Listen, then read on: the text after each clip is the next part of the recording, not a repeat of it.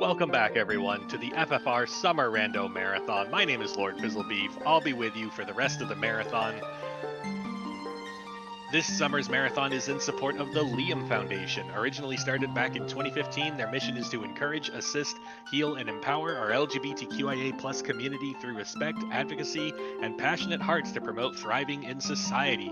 Recent projects include new events at their recently opened space as of June 2023. They're offering new events such as open mic nights, name change clinics, adult peer support groups, and more. If you like what you see on stream, go ahead and kick some dollars our way. All proceeds go directly to the charity.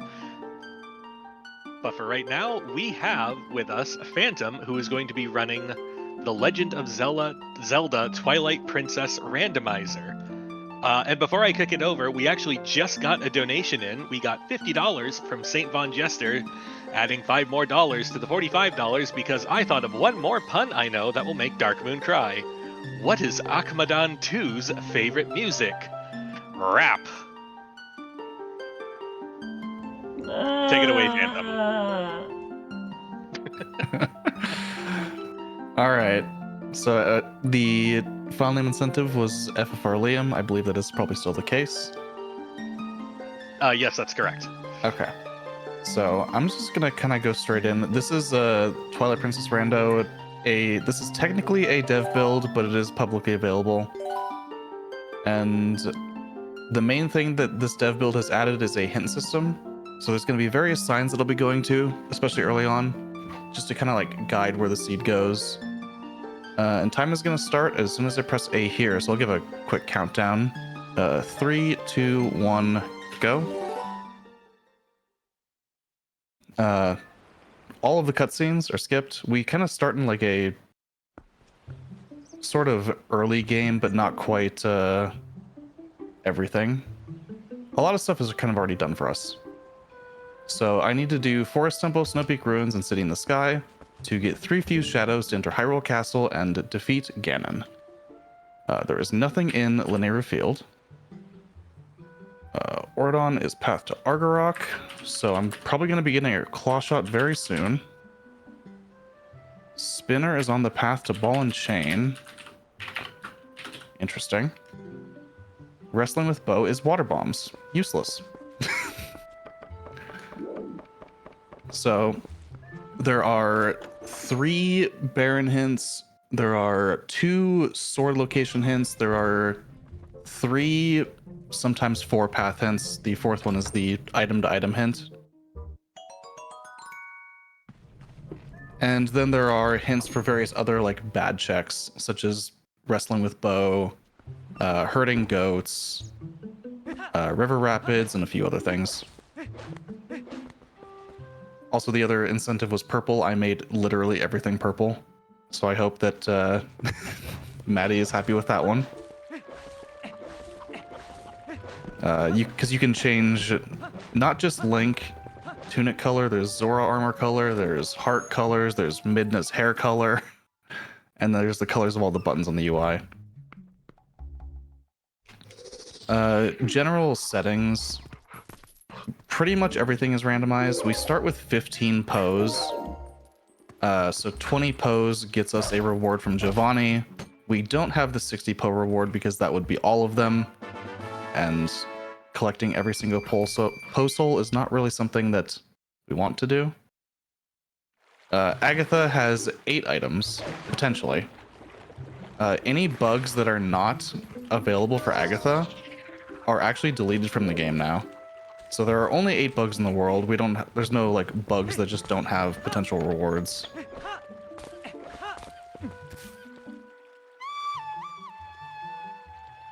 And this is just a very wide Sphere Zero, so I'm gonna be doing a lot of just random nonsense early on. Do I have time to jump in with a quick donation? Go for it. We got $10 from Karant.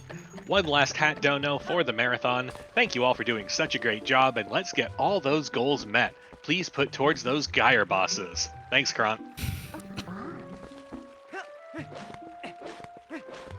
Yeah, I'm almost done with Ordon here.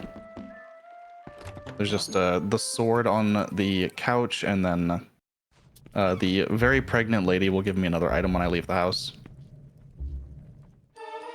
Okay. Well, there's my path to Argarok. If you have played the vanilla game, you know that before going to City in the Sky, you need quite a lot of side questing.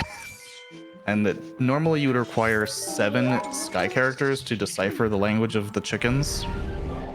And we start with 6, so that was the 7th book. So the cannon that will take you to City in the Sky actually now is in Lake Hylia.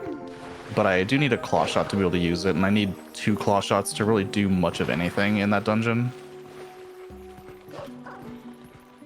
I'm just gonna go over here and quickly grab another hint sign, as well as a few checks in this room.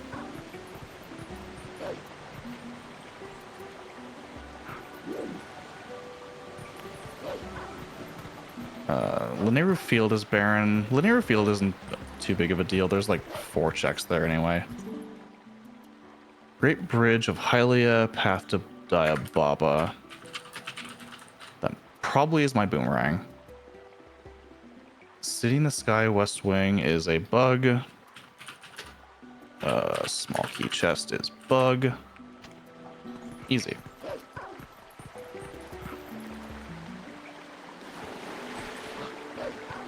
Take a quick trip over here to Snow Peak for 1 check and another hint sign. Probably be doing like Hylia stuff soon. That's usually how I do things. I check a couple hints early and then do a bunch of like Hylia.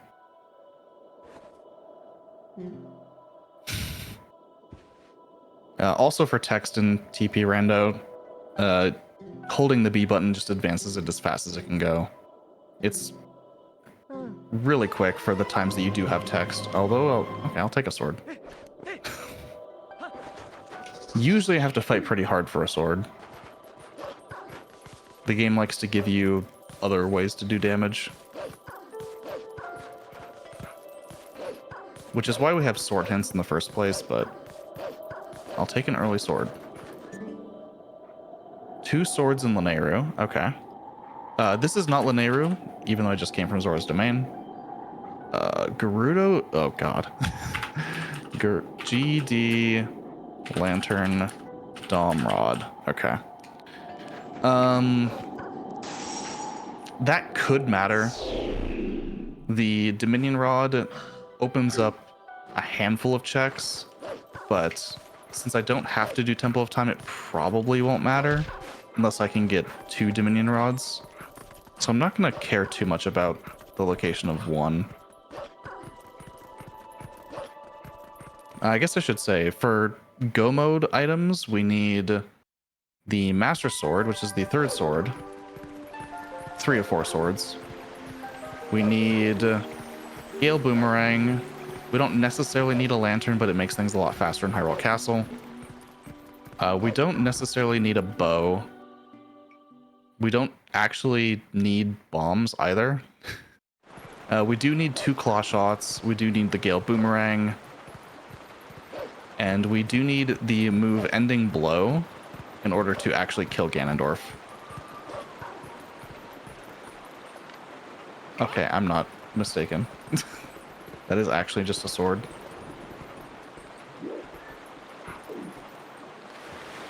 Well, let me try that again.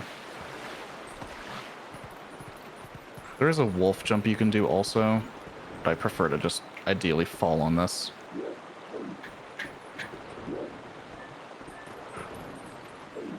That should hit it. Yeah. Okay.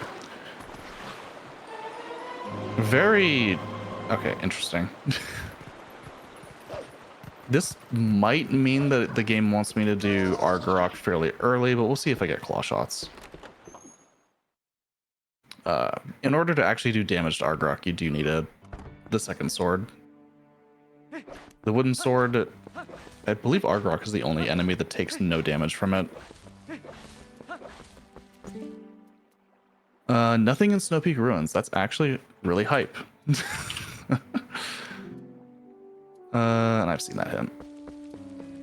Snow Peak, having a dungeon be barren is going to make this probably like pretty quick. Especially Snow Peak Ruins, that one tends to take a while to full clear. So I have one more barren hint to look for. Let's see what's in the fishing hole real quick. Okay, just a piece of heart. Oh, I have rupees, I'm fine. It's very... There are some seeds where you just don't get rupees early, and it's kind of awkward. But you do need quite a few rupees to do these first few checks here.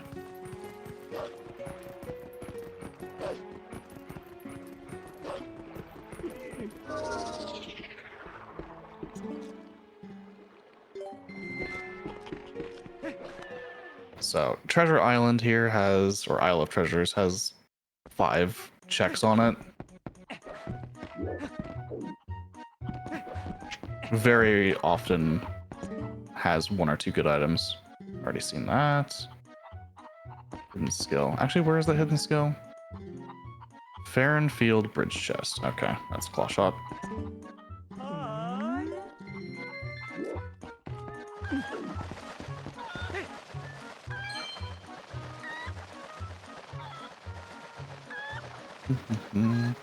Yeah, so all the way down here. Have to land on these platforms. It is getting to be night. I do need 5 Poe souls. 1 is in Giovanni's house. And a Poe will spawn on this island at nighttime. So I'll probably grab that. Goodbye, chicken.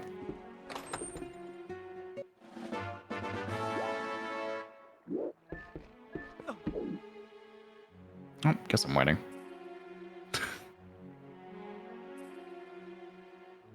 Camera for this is a little awkward to see below.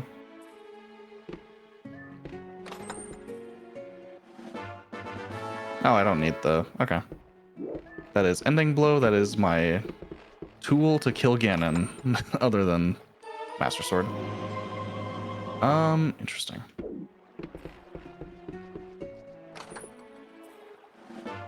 Bow is very useful, although it's not required by any means.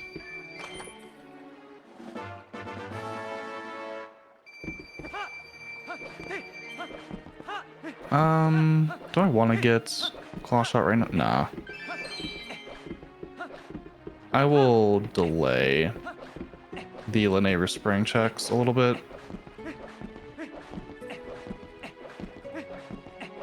There are 2 chests above Linnea Spring, but there's a lot of stuff in Linnea Spring that if you have, say, Claw Shot or Iron Boots, makes things a little bit better. I can grab this grotto, though. There are quite a few grottos in the game, which if you... Playing casually, you might just never find these. Just because you have to transform into wolf, use senses. And most of the rewards aren't even necessarily very good. Where's this tadpole?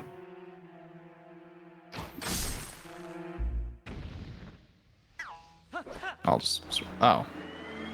I guess I double hit the one on the left. The 2 on the left. Interesting. I was like, I don't see the tadpole.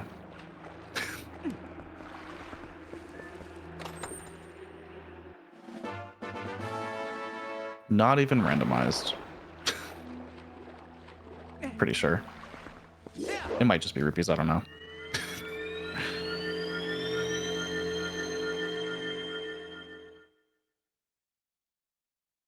Also for Snow Peak Ruins, since that's one of the dungeons I need to do, in order to get to Snow Peak, you do need 2 fishing rods in order to get the scent trail of the fish, the reek fish that Yeto brought up to his house.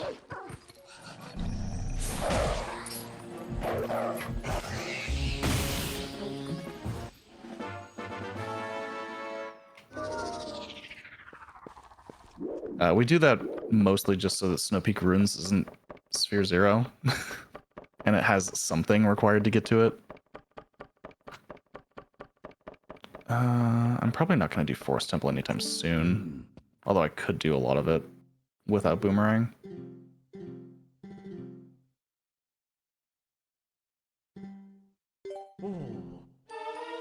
Ah! I guess I didn't mention, I have Big Key Sanity on, so I do need to find the big keys for Forest Temple, Snow Peak Ruins, and City in the Sky somewhere. The signs within the dungeons will actually hint me as to where they are. But if I don't even have to read the signs, I'll take that. I'd gladly just take a free big key. Was the Forest Temple big key? 2 swords in Nehru, sword in Sacred Grove. Okay. We might have a vanilla master sword. Oh, that's just a quiver. I'll take a quiver.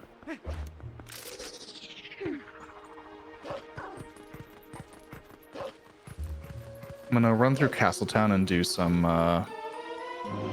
Actually, I'm gonna... No, I'll still run through Castletown. I don't have a way to do a lot of the checks on Great Bridge of Hylia. For Great Bridge, you tend to need Claw Shot for pretty much everything there.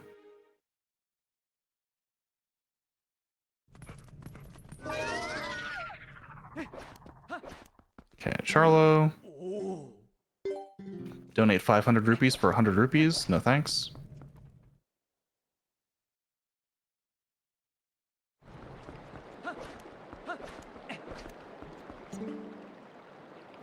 Isa, okay, I don't need to do Isa because I don't need the key shard. That's for Goron Mines. Plum is nothing.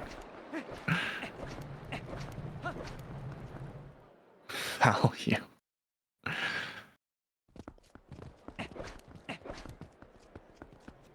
I still get to get away with not doing Isa. City in the Sky big key on bugs. Amazing. I don't know which bug that is, but Agatha has my big key for a dungeon. So there are 8 bugs in the world. I know where one of them is. It's on the City in the Sky small key chest. So I might have to go into City in the Sky for a bug to get my big key. For that same dungeon. We'll see how that works out. Interesting. Nothing to be found underwater. That's actually really nice. That kind of just kills Iron Boots. What chest was that in Forest Temple? Oh, it's just any chest. There's a green rupee somewhere in Forest Temple. Who would have guessed?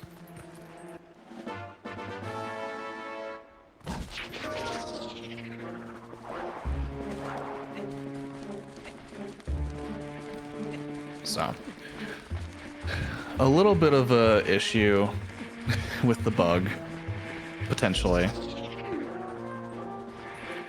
We'll see if it even matters. City in the Sky could just be a very late dungeon anyway. Just for all of the requirements it has.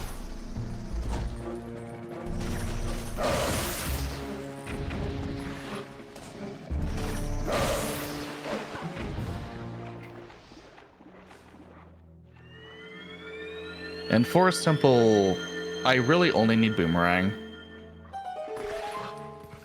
And if I know that Great Bridge is Path, I will head to the Great Bridge as soon as I get a Claw Shot.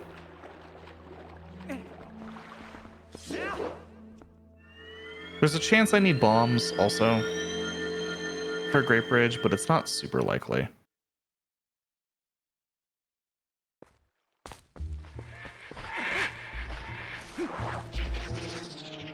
Do a quick out of logic check here. I will be doing a bunch of out of logic things as they come up. This chest requires double claw shot normally, or you can just jump.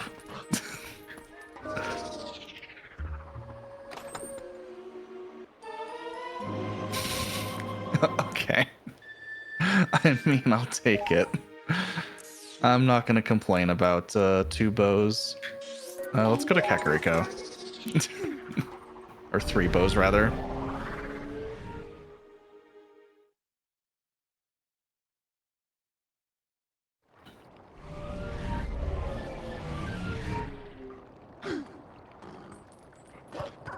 More arrows than I know what to do with. Now, if only I had a bomb bag for bomb arrows.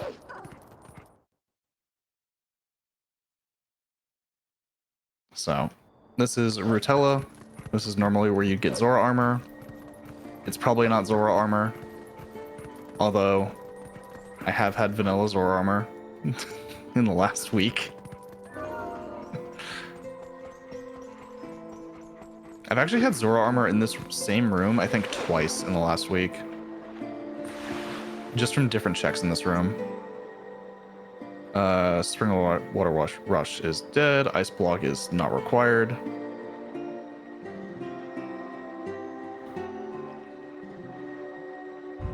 If the Kakariko graveyard is hinted barren, then that sign will actually tell you, so you can technically skip this cutscene.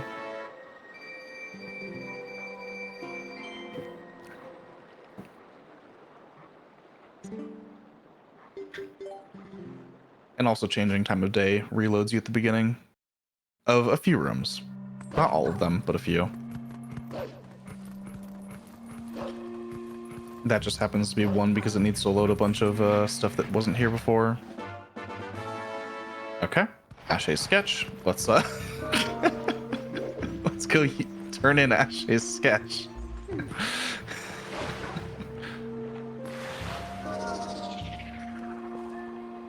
Can't say I've seen this before. Hey, I found this paper.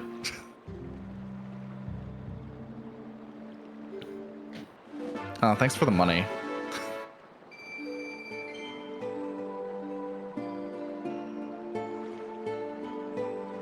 Okay, I still need 3 more pose, and there are 2 that spawn in the graveyard. So I'm gonna just grab these this way.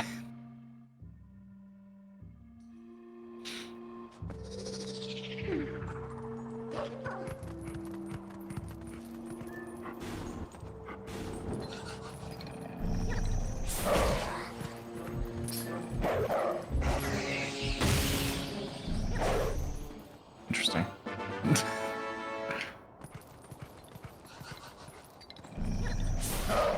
Oh.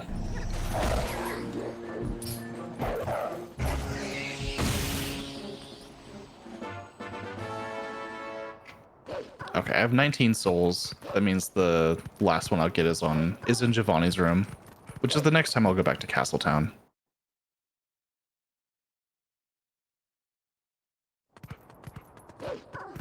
Which could be a while, it could be soon if I'm like desperate. Most likely it'll be a while before I go back there.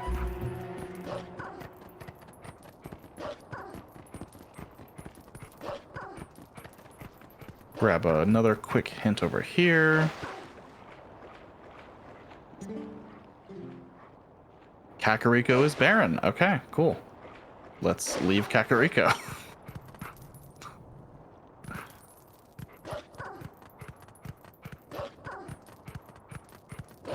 I don't mind a barren Kakariko. Those checks do take good few minutes to clear out.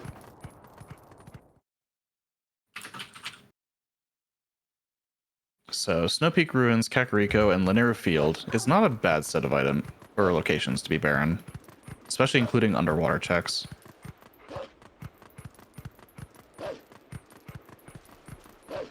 Very eerie Elden Field. Don't need rupees. Because we don't randomize shops on these settings, rupees don't do a whole lot. I need 100 for Koro for what is normally a bottle. I need 500 for Charlo, potentially, which we already know is nothing. And that's really about it.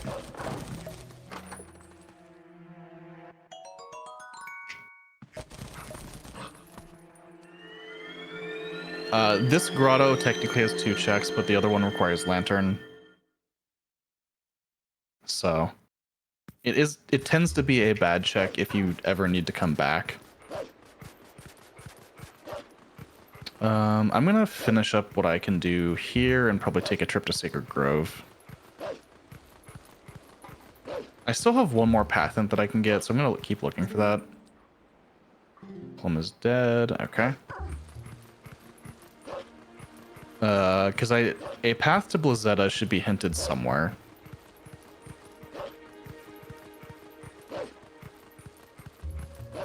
I've already seen what the path to Argarok was,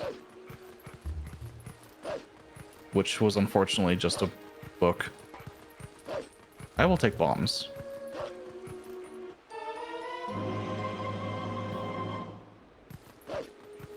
Bomb arrows are one of the strongest ways to do damage in this game.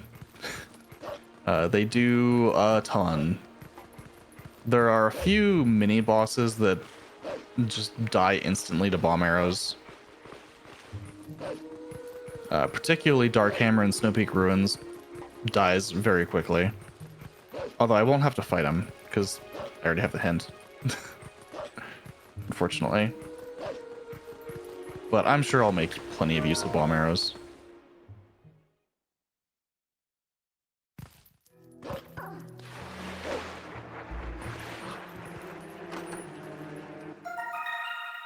Ooh. Who knows? That could be my big key. Link.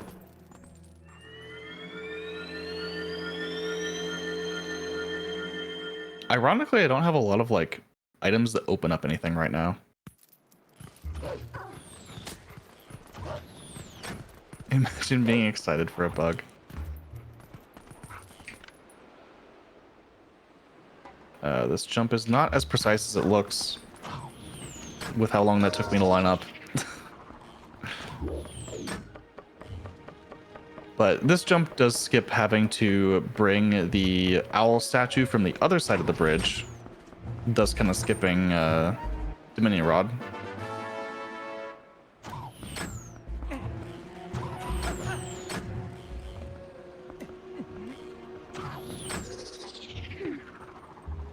I really just have Ordon, sword, and a bow. 3 bows. The game has said, here's 2 swords and 3 bows. Have fun. Only reason I'm doing this is to open up the portal. I can't really do anything right now except peek 1 item.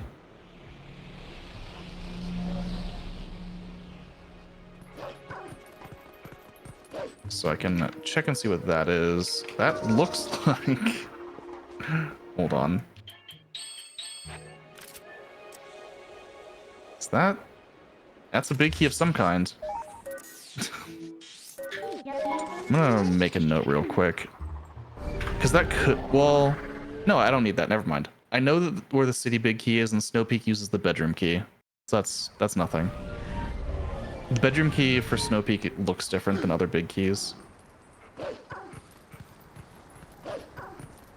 Let's see if we have a vanilla Master Sword.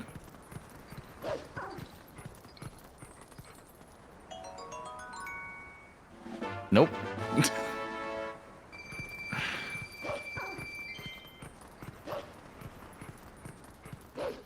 Interesting. Well, there aren't a whole lot of other checks I can get here. Park container. I'll read the sign before going to the grotto.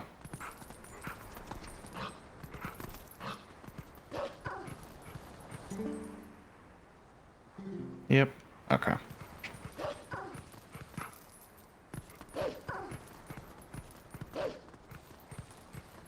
Somewhat disappointing. Early Master Sword would have been kind of nice.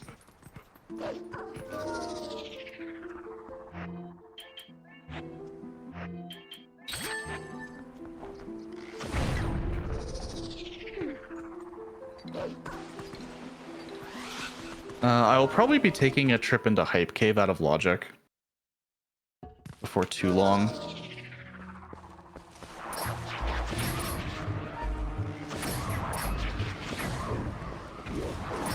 Hype Cave, as you can probably assume, has a lot of checks in it. It requires Lantern logically to do those checks, but you can get 13 out of the 15 chests without a Lantern.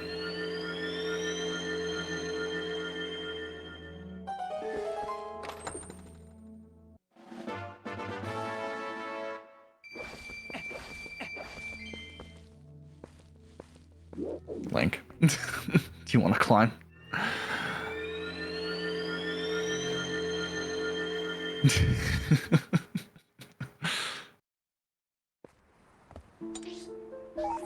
Okay. There are a couple chests in ZD that I did not get earlier. And then there's Kakariko Gorge, Farron Fields, and the Farron Woods area.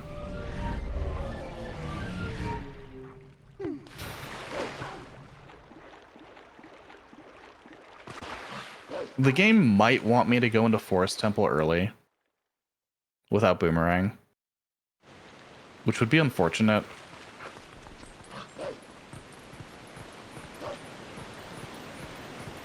But I guess not the end of the world, technically.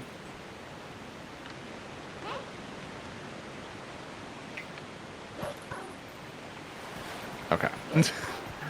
The jump is kind of sketchy.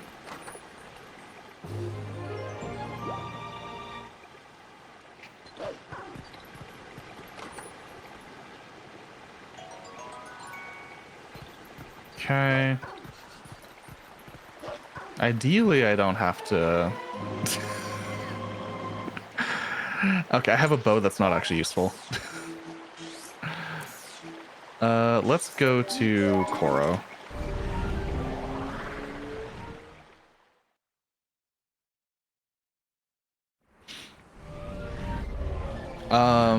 Oh, for the Zora's Domain jump, I just dash off the ledge.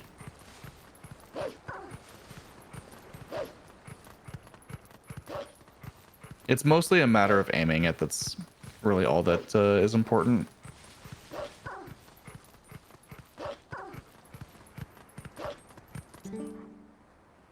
Nothing in Snow Peak. Yep, cat rescues a heart piece. Okay.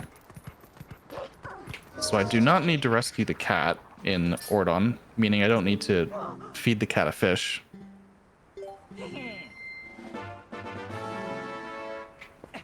I feel like every time that I've given Koro money, he just gives me my money back.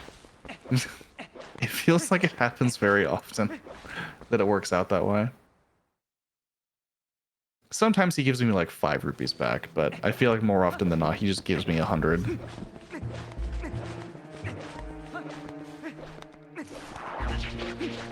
Which honestly, I mean, that's fine.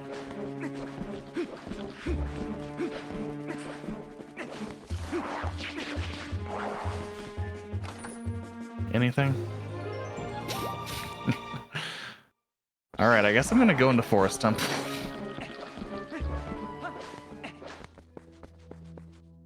Hate to see it. There are a few other overworld things I could do, but it looks very likely that I just need to go inside Forest Temple to probably get, like, my claw shot to go get the boomerang. That's my current guess. Just some water bombs in the middle of the road. With the dungeons that I need to do, I shouldn't need water bombs at all. So we'll just ignore those. My bomb bag isn't even empty anyway.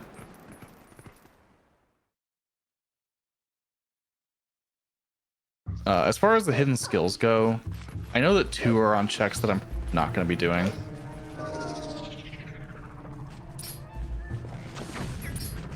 Okay. But I would still like to get Mortal Draw. Mostly because it's very funny if I do. Assuming I find a bottle also. Mortal Draw for the Ganon fight is just kind of a funny interaction. 2 bugs.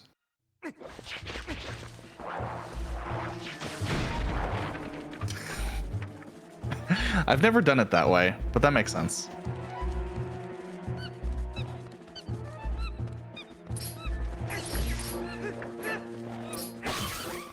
I was kind of expecting the Bokoblin to die from the bomb arrow, not just free the monkey.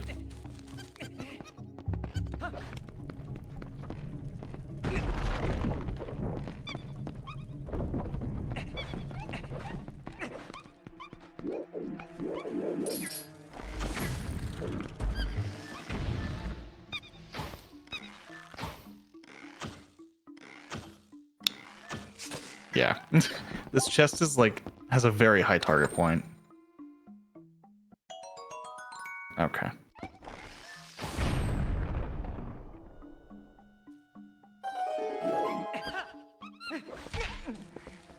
Grab this real quick, and then I guess I go to the right.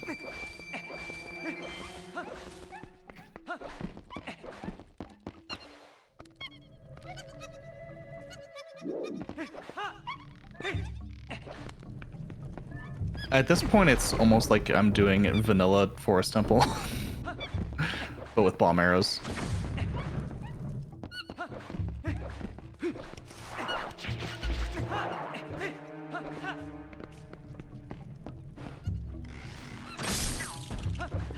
I actually don't have a small key. Okay. This is probably one of my small keys. Be very surprised if it's not.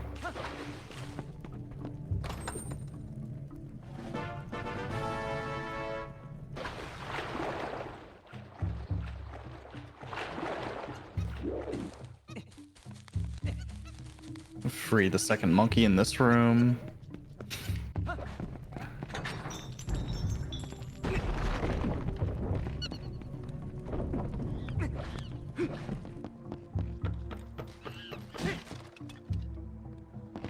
That is true. I don't know if it's a fun fact or more of a kind of annoying fact that the spider webs for, especially, it's mostly noticeable with bombs. If you're not looking at them, they won't actually get destroyed. Oh.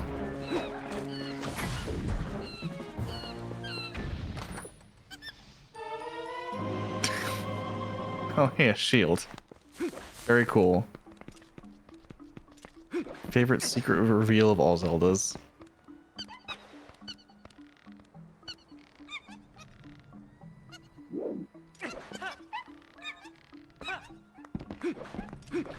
We are doing a very very plain Forest Temple right now.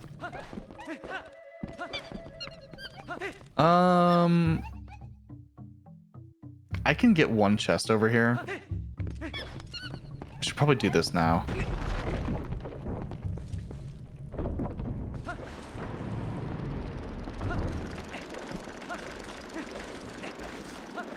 Because I'm going to end up doing the left side.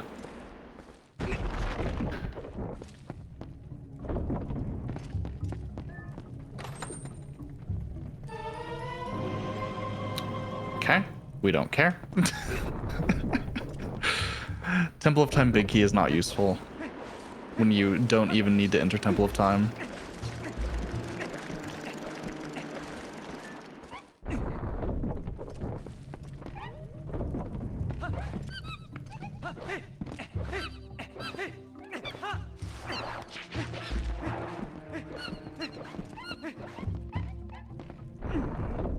You may also notice that I'm rolling a lot. Twilight Princess's rolling is actually really good.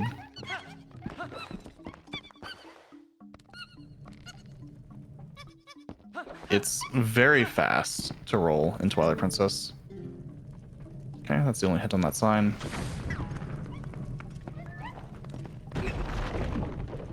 Between all the different dev builds, I just want to make sure I'm double checking hint signs. Some different versions of the dev build have more or fewer hints in places, depending on settings also.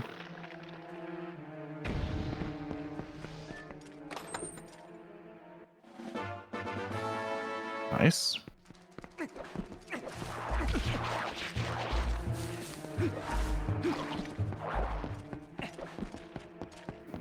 Okay, I guess I'm going over here real quick.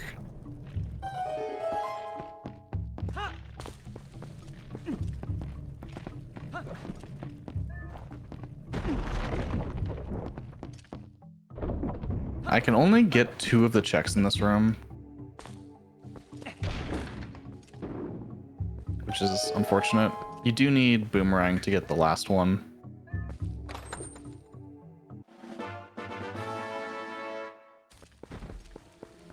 And I've not found anything inside Forest Temple that makes me think that this was the right play yet, but it probably is still.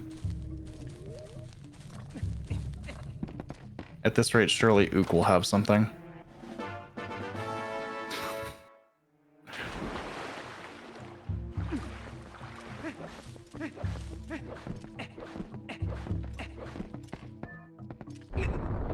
Because that's basically where I'm going. Well, no, I'm gonna fight Big Baba first.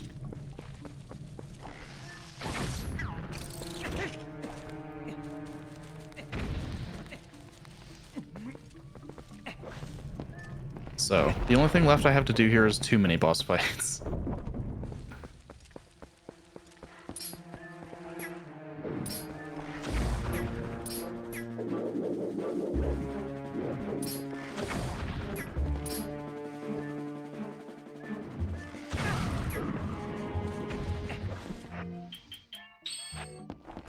And yes, this enemy's name is Big Baba.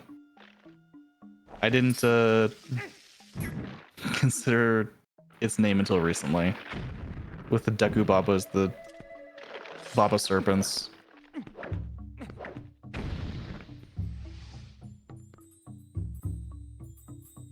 I think this key is one of the few models that don't get swapped to what they actually are. Amazing.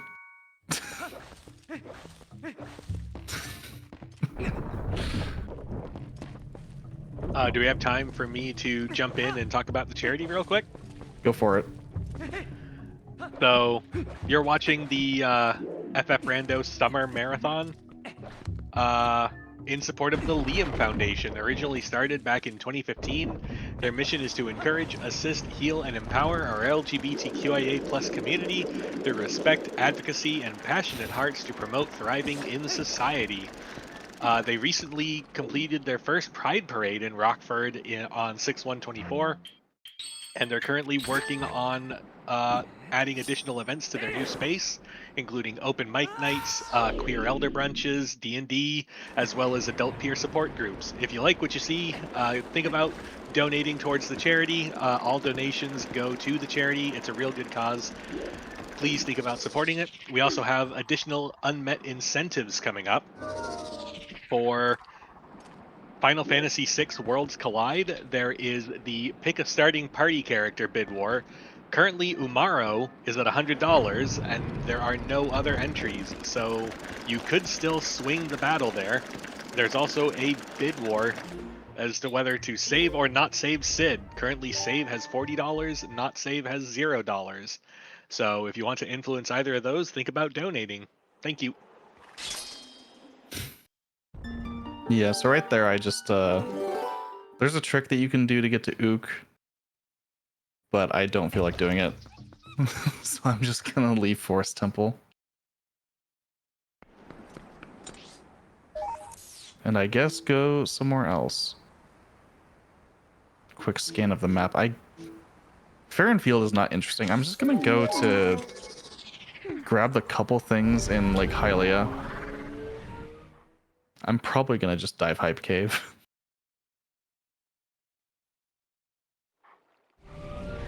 Hype Cave is 13 checks. Even if it's all out of logic, it might be more worth my time after I quickly do these 2.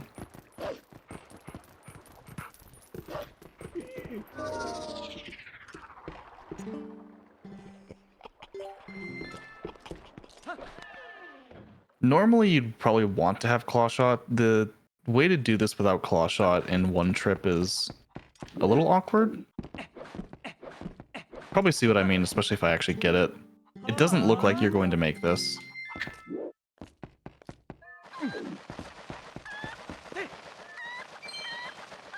So we're going all the way over to Lanayru Shrine here. Or Lanayru Spring. With our very, very good chicken. There are 2 chests on each of the pillars, pedestals outside the front. Or 1 each. So what I'm going to do is I'm going to stand here for a second. Place chicken down. Open chest. Pick up chicken. Position myself here, kind of angle like down a little bit, go over here. And yeah, you just kind of clip up. All right. It's not worth it. All right, I'm just going to do Hype Cave out of logic. I'll probably find bombs on my way through there anyway. More often than not. Because I am low on bombs. Hype Cave does require a lot of either bombs or the ball and chain.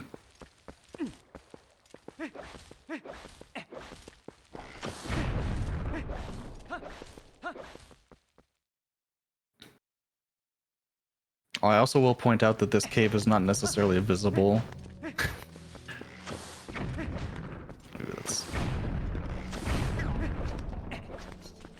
Depending on your setup.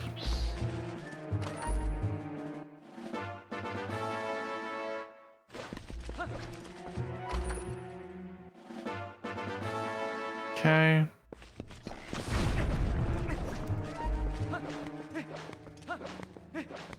I would not complain if I got bombs in one of these next couple chests. Cool.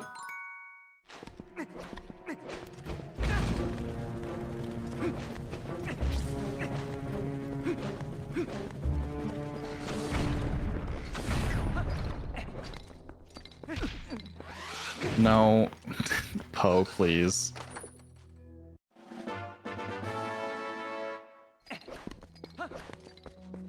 So there are 2 chests in this sort of cave that I'm going to be skipping.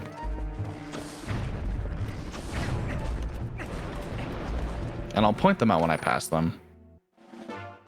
There is also a hint about halfway through the cave that tells you whether or not there's anything past that point. Can save a little bit of time. There is a lantern chest in this room. If you light both of these lanterns.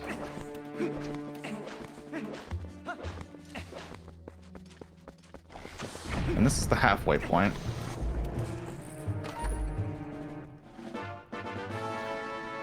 All right. Interesting. Something good beyond this point. Fishing rod required can be found in City in the Sky. Okay, that's actually a big deal. So my second fishing rod is in City in the Sky. Aru's memo will get us a lot. It is worth noting that Aru's memo is logically behind Lantern, so it expects me to have Lantern before going to the desert.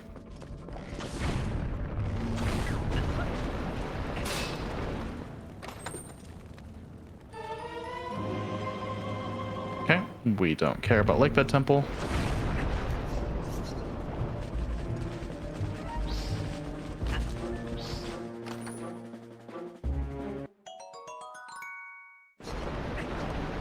Not gonna complain about arrows when I'm using so many bomb arrows.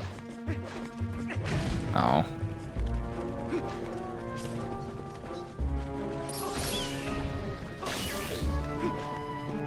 If you do void out in this cave, you do get sent back to the very beginning.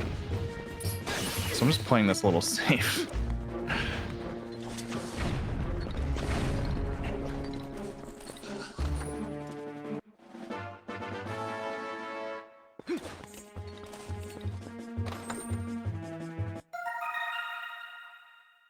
Okay.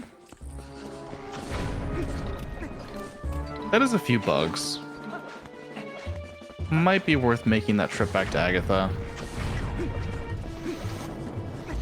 Oh. Sooner rather than later.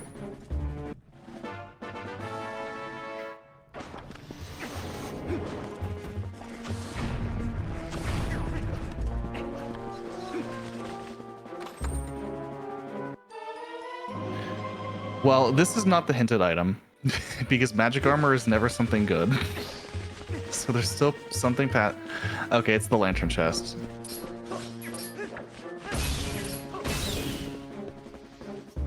I can just void. So there is something good in the lantern chest, in the last lantern chest. Kind of hope that it's just like a bomb bag.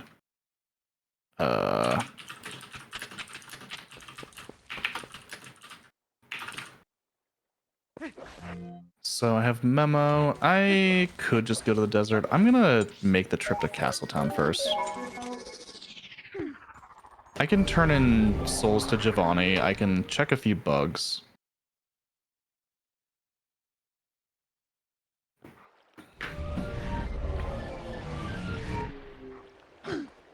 And I would rather do those things when they're in logic first, before I go like wildly out of logic to get whatever's in the desert.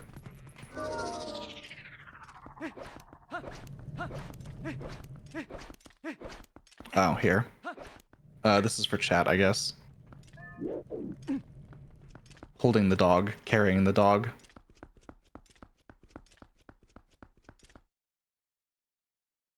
But you lose them in the loading zones.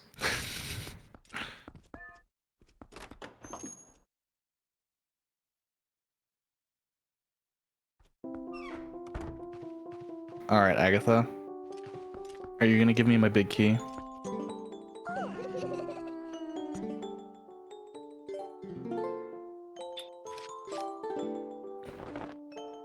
All she has that's important is one big key. Nice vanilla wallet. French vanilla.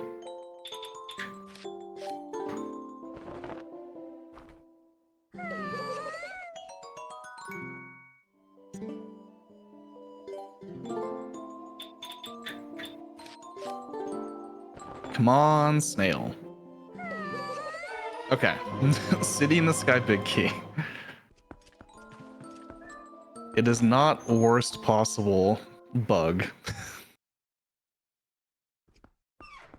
Behind double claw shot and City in the Sky.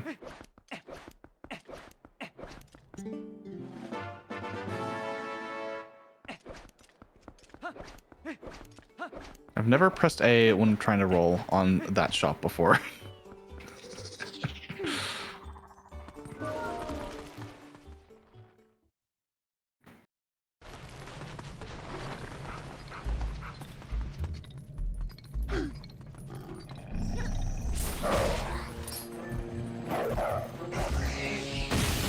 Should be 20.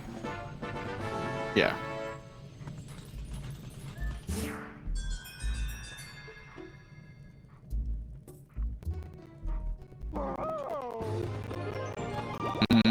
Okay, Giovanni. That's fine.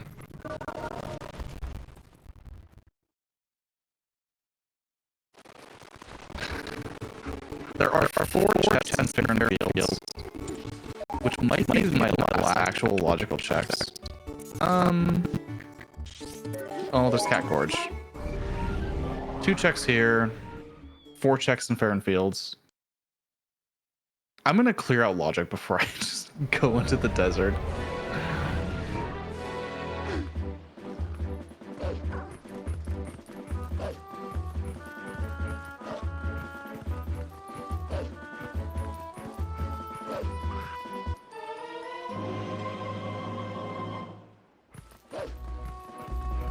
Bottle is kind of nice to have.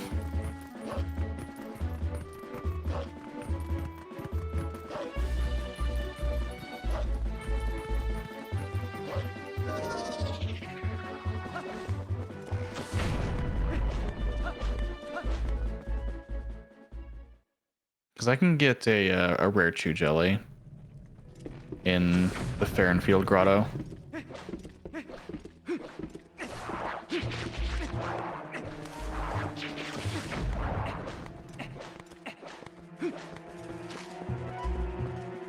Come on, chests. Okay. I mean, I'll take bombs. Bombs in Twilight Princess are like awkwardly pretty hard to come by normally. Oops. Because the only bombs in the game are in chests or from shops. You can't get bombs as like random drops for anything, which is pretty different from other Zeldas.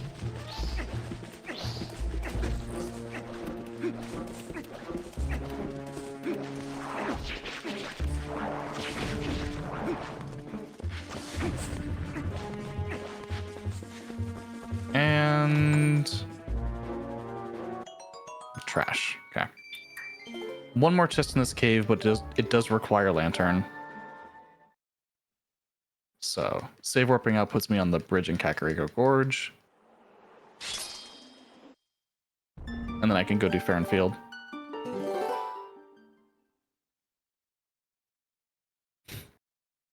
Because I have bombs, there's also one more check in Eldenfield.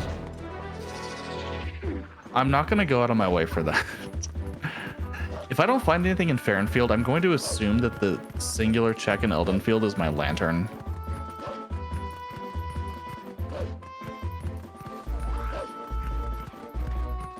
Because I don't think it could really be anything else.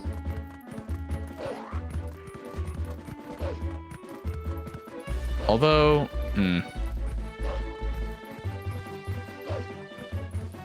the Gerudo Desert Lantern chest is a Dominion Rod. That's a Harpiece. So maybe I should care. Unfortunate. Shellblade. Okay.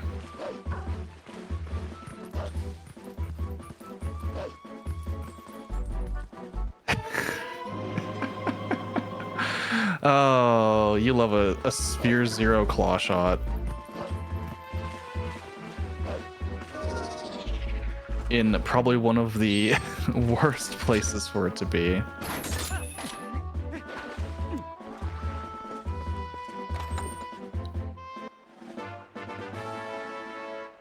Just because most of the checks in this area are claw shot gated, so except for that.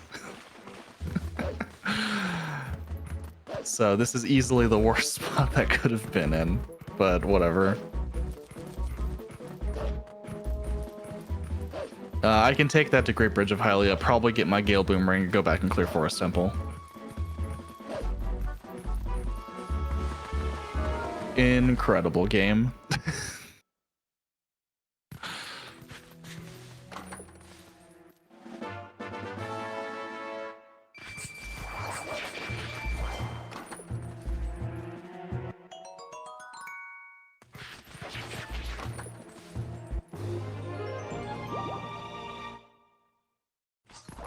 Alright.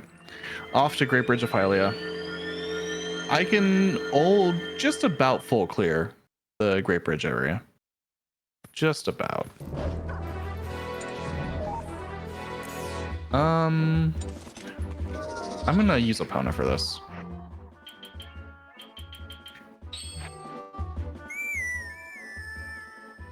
Hard to say which way is gonna be faster for full clearing Great Bridge from where I currently am. Oops. Okay. Nice angle. Because my only options are to ride Epona there, well, / run with Wolf, or to warp to the area left of Castletown and do the same thing.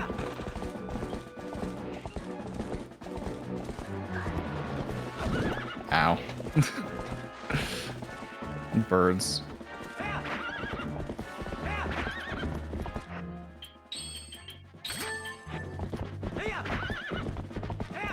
And for how many checks are on the bridge. Like, I would have been coming very close to over here anyway.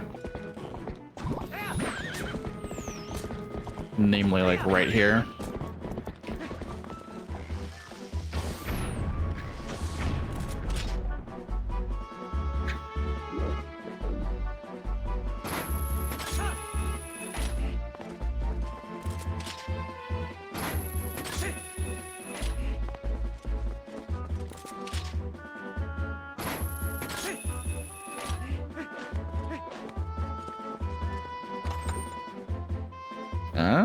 Okay. I don't know the exact check count in this game. I think there's typically around like 170-ish or something chests. On average, somewhere around there. Like just under 200. This game has a lot of ruby chests. In vanilla. A lot of chests that are just money. Because things like magic armor cost a lot. Plus it costs money just to wear it.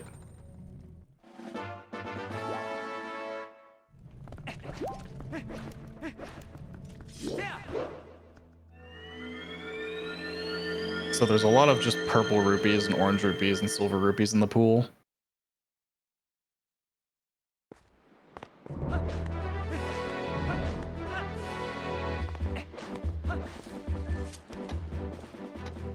Alright, Epona, come with me.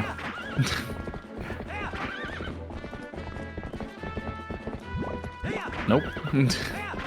Don't need more rupees. I really don't.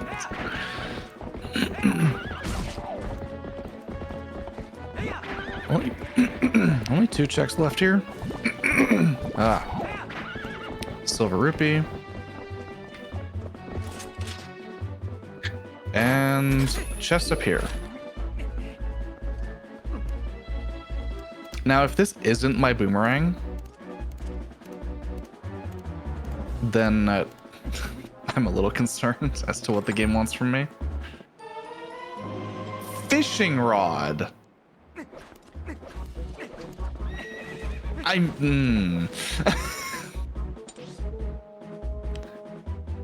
Okay. I have a second fishing rod in City in the Sky. Where was that in City in the Sky? It's somewhere in City in the Sky. Oh, that's rude. Okay. I'm gonna go grab the one chest over here. And then go to the desert. Oh, okay.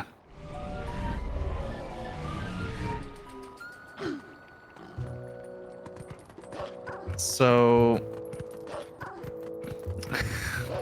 singular fishing rod only technically opens 2 checks, and I already know that they both don't have anything. So that means I need second fishing rod to open up Snow Peak Mountain to get my path to Forest Temple. Okay.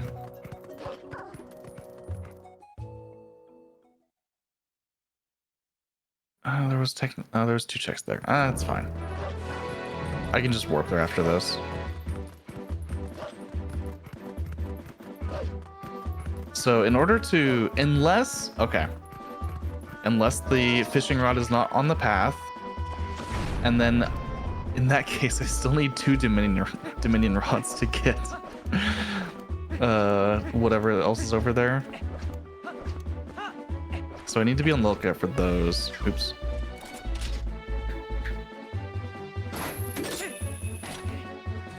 Which means I need lantern, which is why I'm kind of prioritizing everything I can currently do. It's not the desert.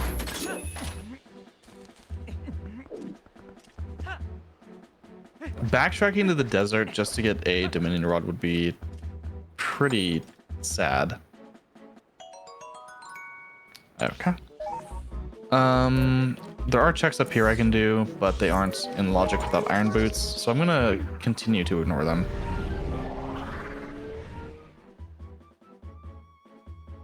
I'll do the 2 checks here.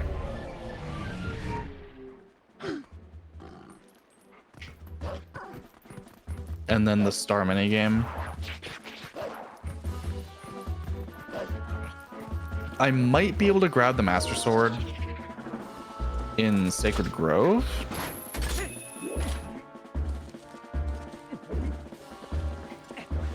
Heart piece. I assume the Master Sword in Sacred Grove is a claw shot check in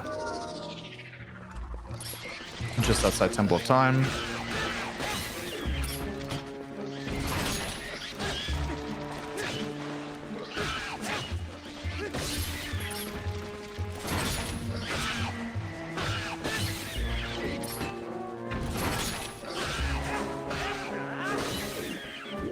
Should be one more Helmosaur.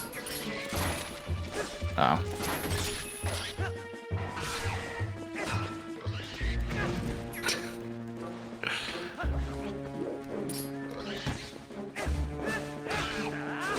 Okay.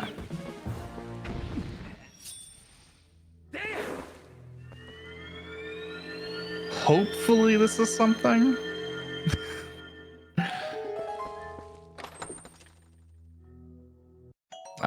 Okay.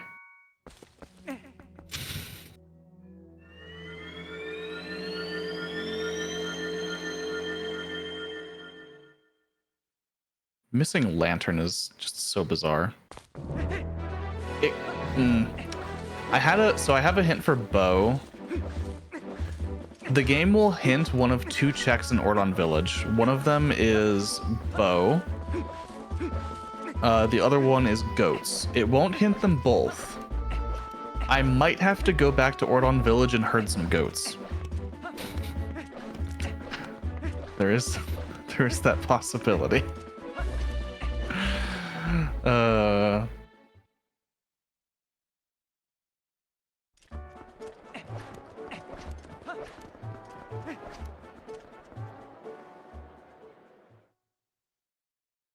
Okay, because I can't enter Forest Temple. I can't really do checks in City in the Sky yet.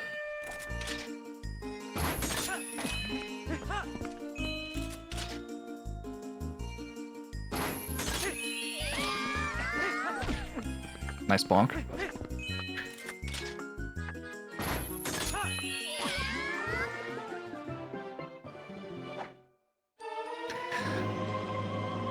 What?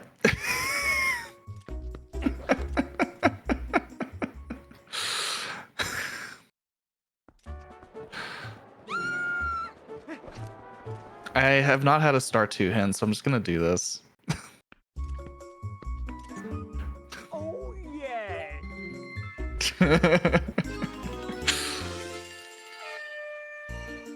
Oh, I need to actually equip double claw shot.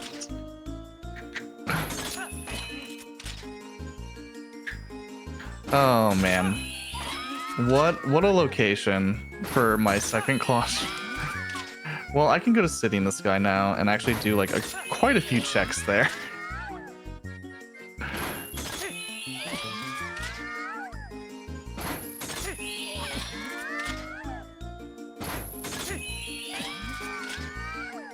Which is probably what I'm going to be doing in a second.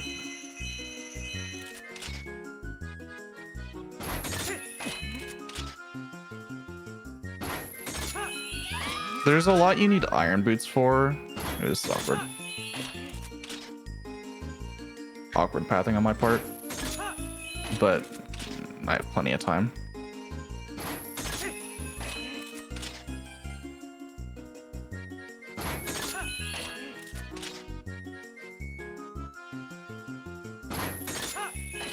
You do need iron boots for like for a couple checks. In City in the Sky.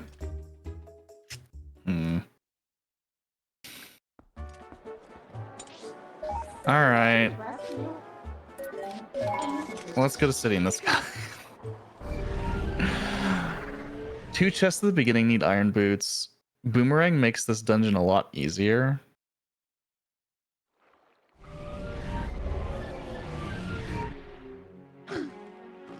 Actually,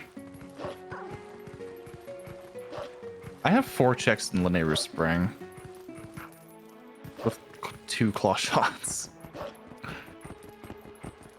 Let's pray. Pray a little bit.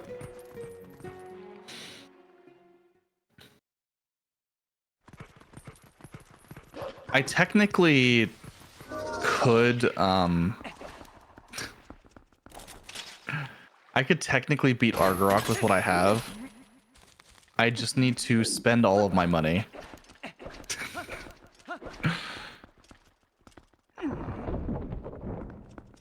Maybe I should actually, after this, I should go to Kakariko real quick and donate around 1,200 rupees to the Malamart Fund.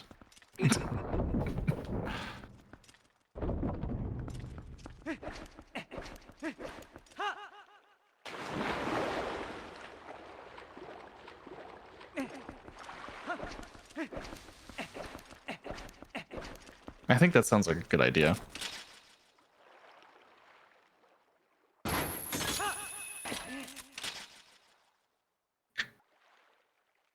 So I have magic armor. And the way that magic armor works is when you have money, you're pretty much invincible. But when you... It drains your money also over time. Just for being equipped. So in order to make like good use of it, you need a pretty large wallet.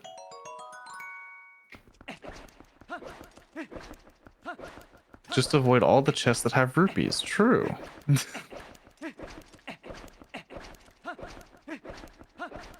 I mean, the money drains like pretty fast, so if I like get rid of the large supply of money that I have, it won't be a big deal.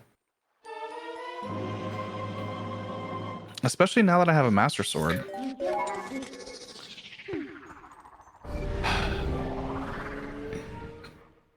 I'm not a fan of doing City in the Sky without Boomerang, but I can, so let's do the weird thing.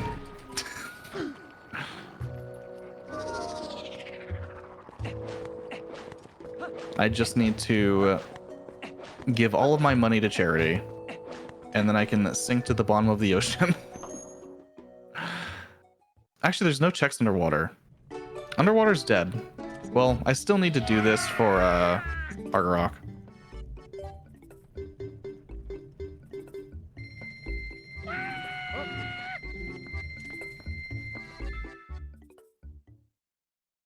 And letting magic armor drain 1,200 rupees is kind of a long wait.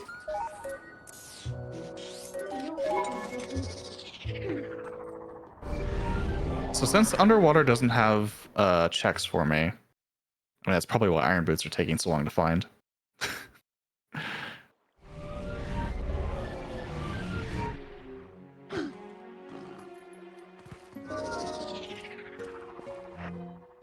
Oh.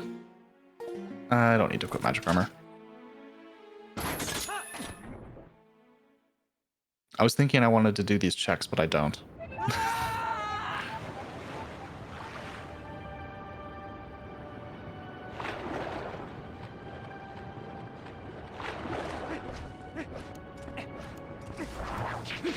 I'm probably going to be doing some very minor cheating here in this dungeon.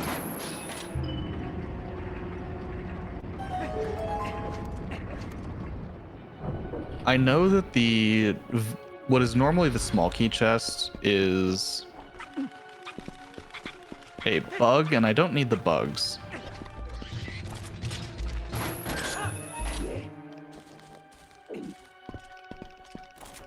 I do need this chicken.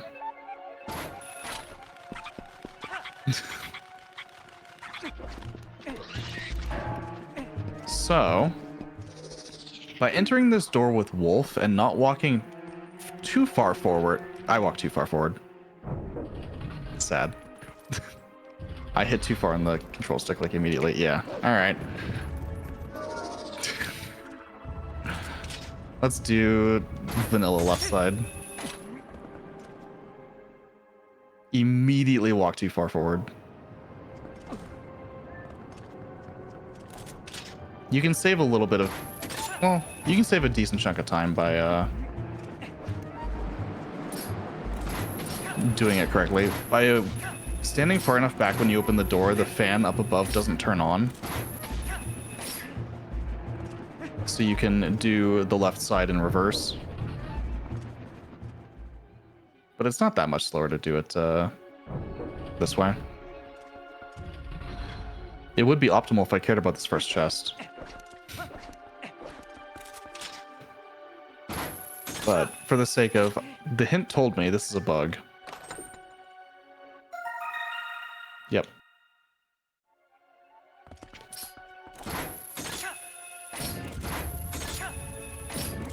So this is the intended way.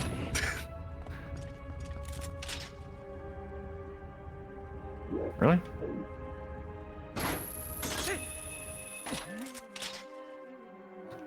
This room is pretty cool. Mostly because it's the first time you have double claw shot normally. And double claw shot is a very cool item.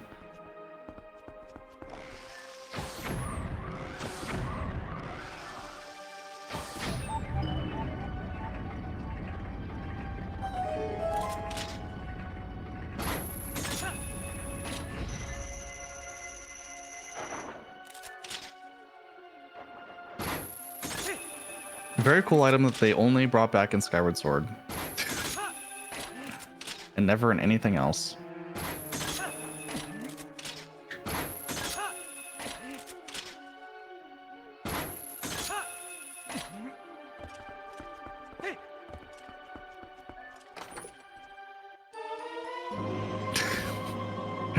Well, I don't need Zora armor.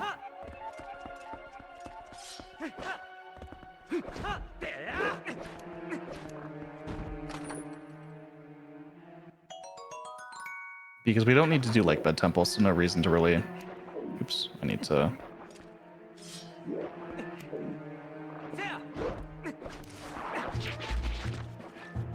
No reason to ever need to put on the Zora armor.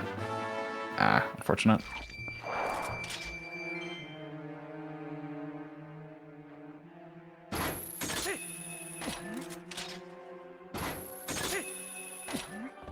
The purple everything.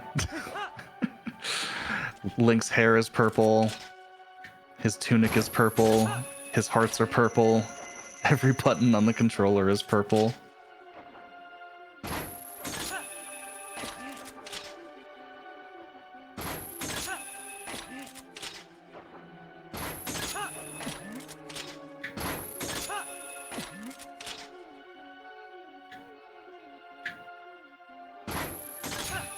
$80 worth of purple. Very true.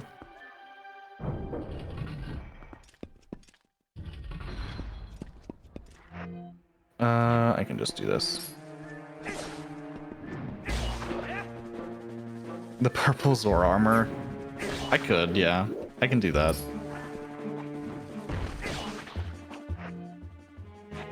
Here.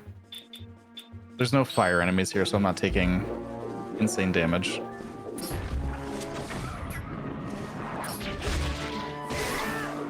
Wear the Zora armor for a little bit.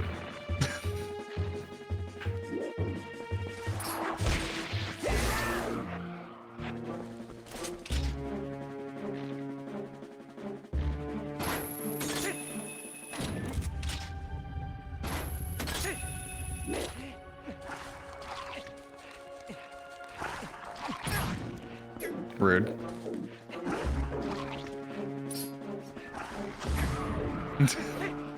Very rude, Deku Baba. Or Baba Serpent.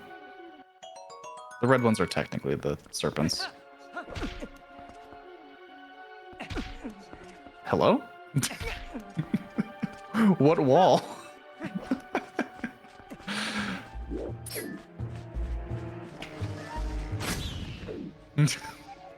What wall were you hitting, Link?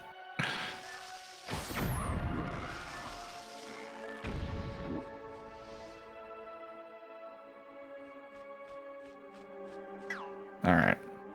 Surely this Keese will not bother me. Mime strats.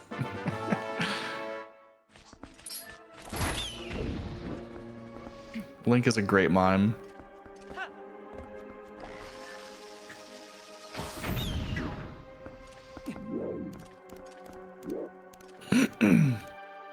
It was the wall right there. The first time I was like, okay, sure.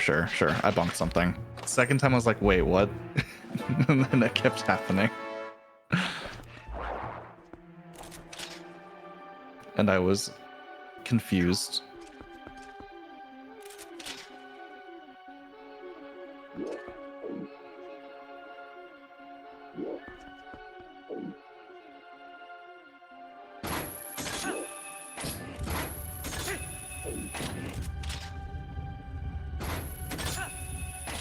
The lens of truth. I guess so. Item that doesn't exist in this game. Hi, Dinalphos.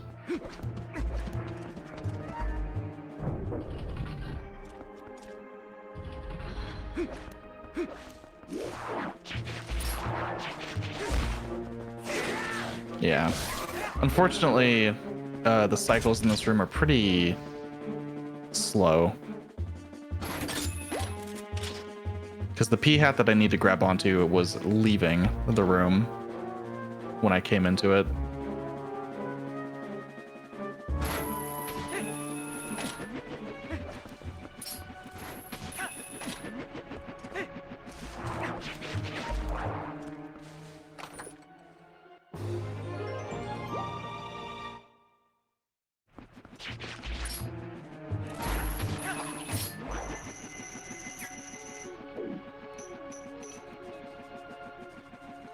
And this chest in particular. All the way over there, where that P-hat is. The purple trip. Unfortunately, we can't change the color of the magic armor. I definitely would have. But the magic armor is just the magic armor.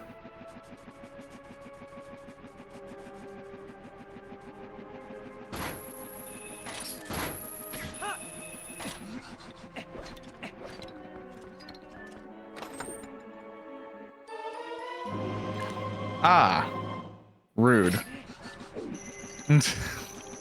What a rude location, game.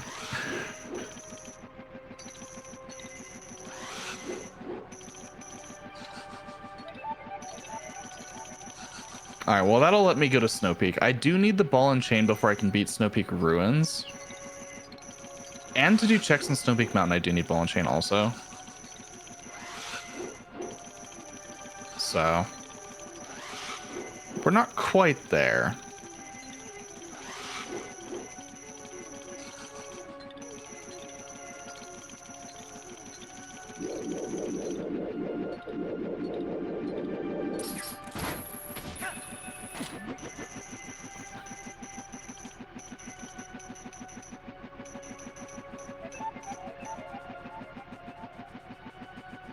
Bit bright outside for the Po to be here. Yeah, unfortunately, a city in the sky has no nighttime. I don't know why there would be a Po that in an area that doesn't have nighttime.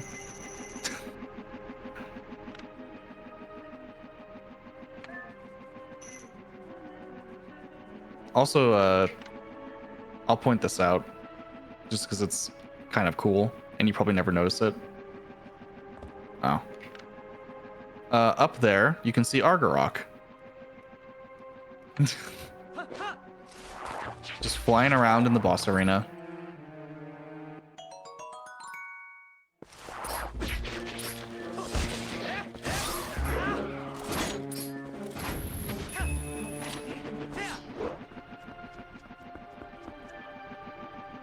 I believe... I actually have no idea. I've never come back here after killing Argarok, to be fair. Something I've never looked at.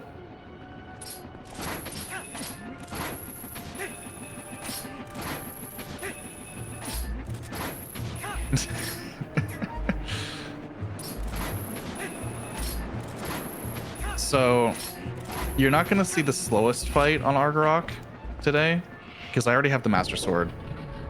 The Wood Sword doesn't do damage to Argarok, and the Ordon Sword is a 5-cycle fight, whereas the Master Sword is a 3-cycle fight.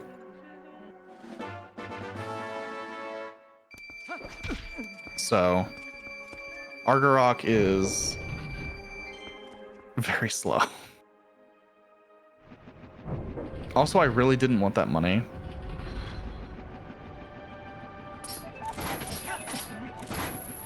I'm gonna have to start draining my money. So say goodbye to Zor armor. We need to be poor. Because I don't have iron boots.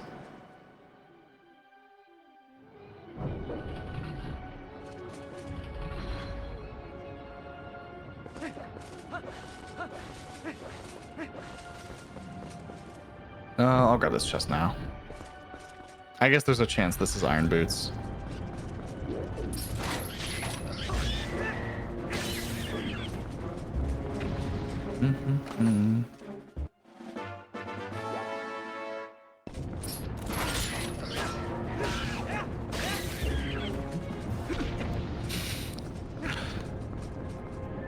Twilight Princess has a fun thing called analog glitch, where it stores your analog positions in really inconvenient ways.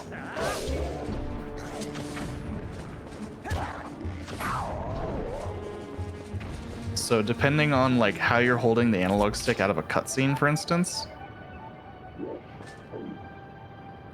it'll kind of remember that, and you may just end up going in the direction you don't want to.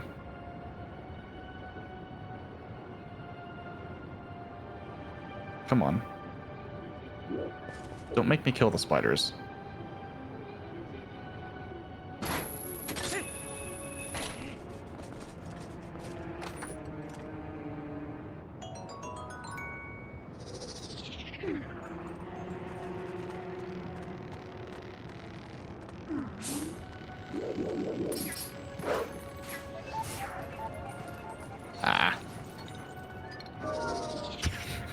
They do eat bugs, but we have to give bugs to Agatha, so I don't know if we necessarily want that.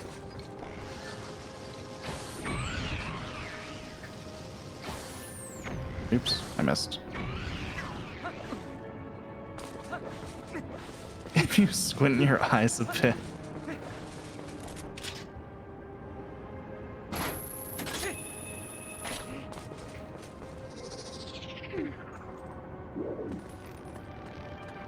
Yeah, Midna purple hair is really good.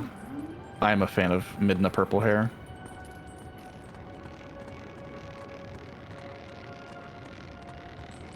Her roots are pretty purple.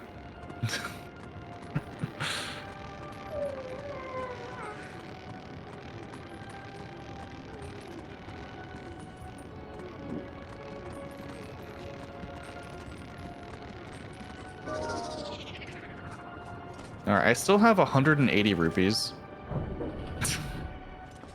Kind of awkward. Because I need less money. So we're gonna, I guess, sit here and wait a little bit. Because I need to not have this money.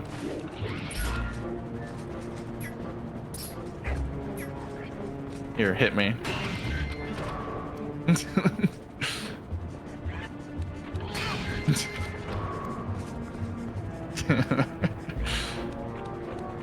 I'm pretty sure this dinosaur will do the job. And then this will be rupees and I'll have to lose more money.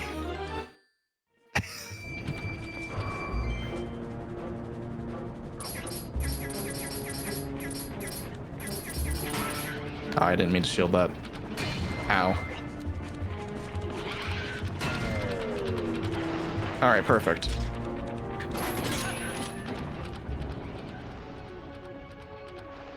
Purple money, the best money.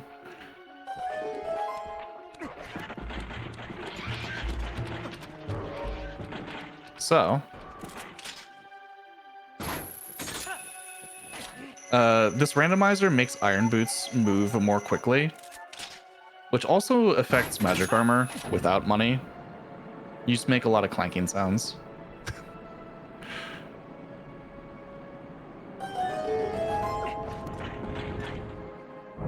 But I can use this to go fight Argarok.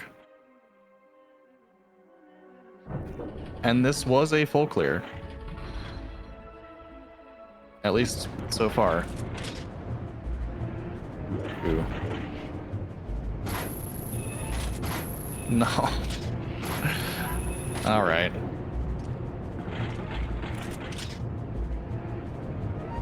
Ironically, I'm not used to doing this room this way.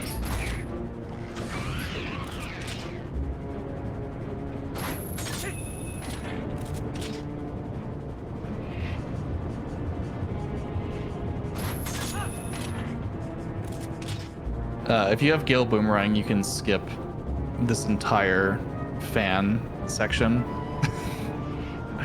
with some well-timed jumps.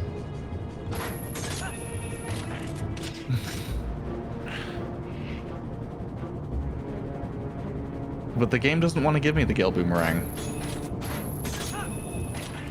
And I think that's pretty rude of the game.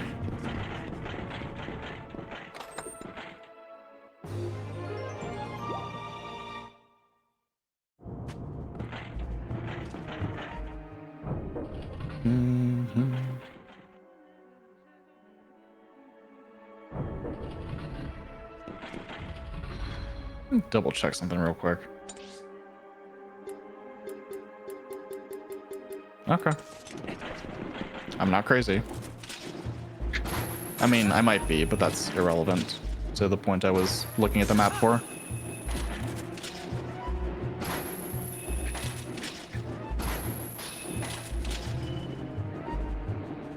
So the only check left I can do here is Argarok.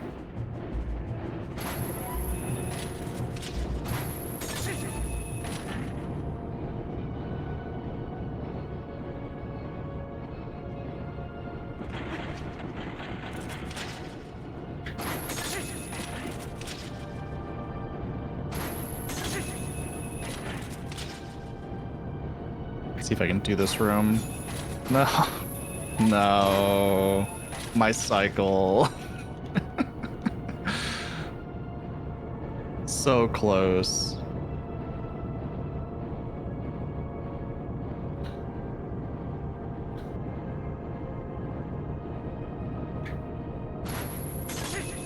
This room is, I think most people consider it probably the worst room in the game. For probably obvious reasons.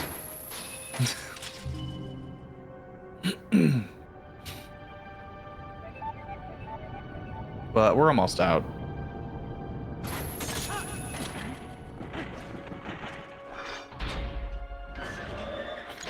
Can clear a boss out of logic.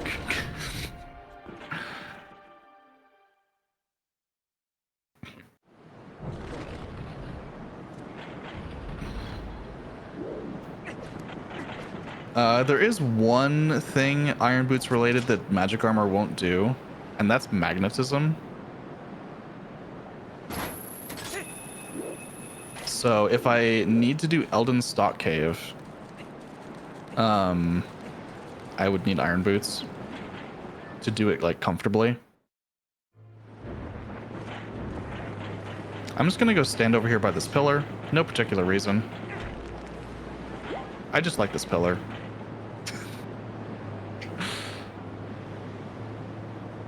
But yeah, this armor is so heavy.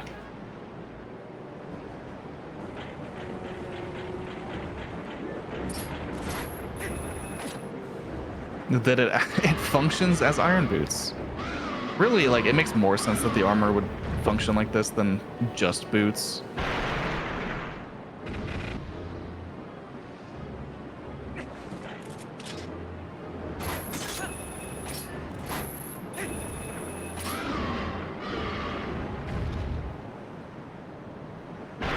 All right, now enjoy this 40-ish second cutscene while I take a drink of some water. Do I have time to jump in and talk about the charity a little bit? Yeah, this is perfect. So, you are currently watching the FFR Summer Rando Marathon in support of the Liam Foundation. Originally started back in 2015, their mission is to encourage, assist, heal, and empower our LGBTQIA+ community through respect, advocacy, and passionate hearts to promote thriving in society. They recently expanded their space in June of 23, and they're now offering events including open mic nights, name change clinics, D&D, adult peer support groups, and more. If you'd like to donate and you like what you see, go ahead and toss some dollars their way. All proceeds go to the charity. We also have, if you donate at least $40, you will be entered into a drawing for the very pretty looking crocheted chocobo you see over on the right hand side of the screen. We also still have some unmet incentives coming up. Later on tonight, we have the Metroid Planets run that is still looking to collect $80 for forced hazard runs. We also have Time Spinner Randomizer that is looking for a little bit more to turn on Geyer bosses, and $100 short of no hinting for Time Spinner pieces. So if you'd like to see either of those, go ahead and send some donations our way. Anything you can spare would be appreciated. Thank you. Yeah, so the Argorok fight here, I mean, this is all pretty vanilla, but you may notice I voided at the start there. That just saves a little bit of time waiting for Argorok to come to the middle of the arena. Luckily, I have the Master Sword. So we get to not sit here for 5 whole cycles. Save the frames, kill the dragon. Yep, pretty much.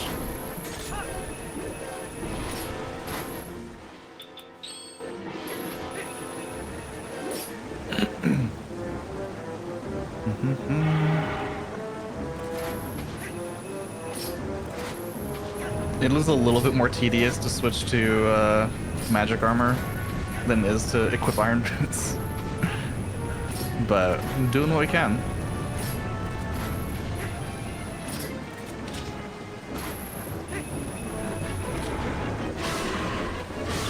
Now, where is my Gale Boomerang? Actually, more importantly, where's my ball and chain?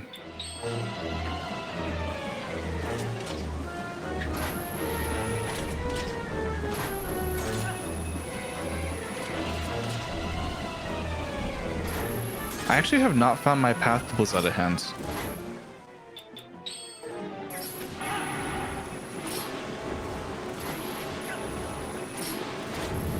Two, 3, 4.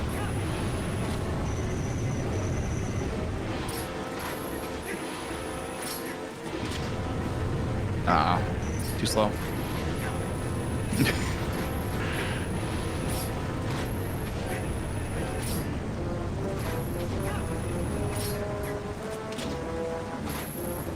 So the wait for the pillars there is because Argorok brings up a lot of wind as he's flying back into the sky, and that'll push you around.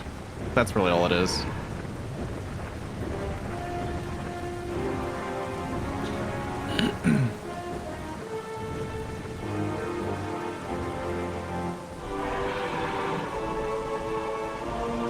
So this should be our first fused shadow of 3. And a bottle of oil. Nice. I will take it, I guess. I'm not gonna complain about a bottle, even if I can't use it without lantern.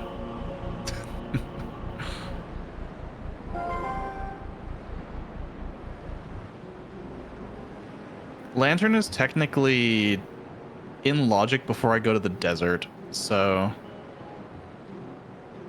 it's probably not too far out of logic in any direction. Since I have double claw shot, there's a couple random checks I can do. Take this. I don't know if I'd want to use this oil for stir fry or for any kind of cooking, considering it's used to create fire.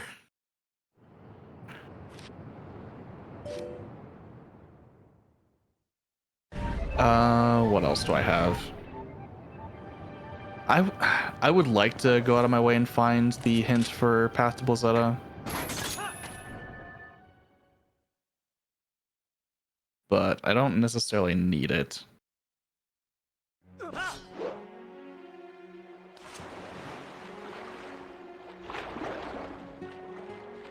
So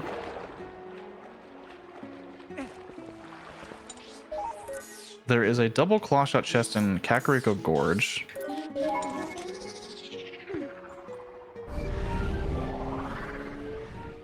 Oh, the fun part is if I had equipped Iron Boots or Magic Armor, you'd actually land on the bridge by mashing Jump Slash there.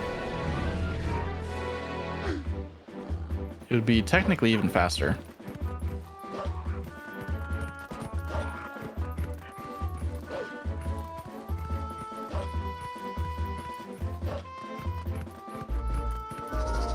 What a nice heart piece.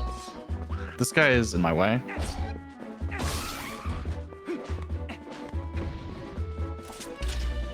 He will make a lot of noise, and usually birds will come over and attack me while I'm trying to do this.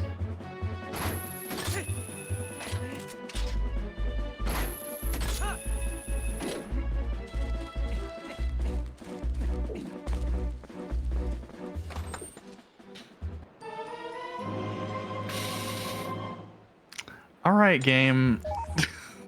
Listen.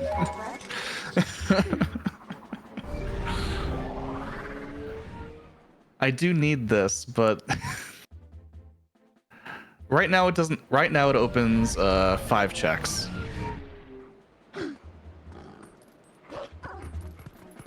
So we're gonna do the spinner checks. I'm gonna try and just follow logic until I get guided to actually go to the desert.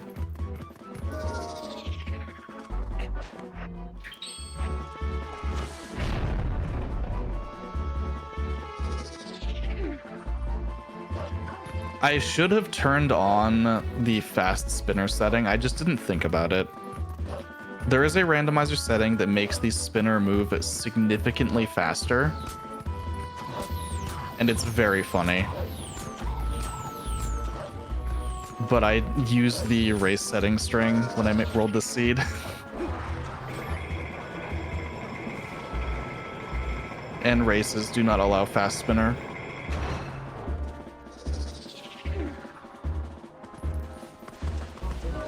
Reasoning is mostly that fast spinner is like as fast as opponent is when she's dashing at max speed. And that's fairly strong.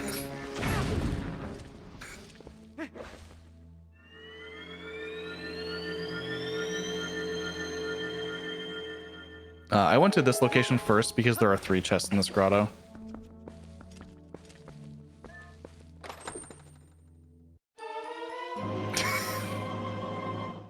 Okay. Well. There's those. Okay. Well, there's that.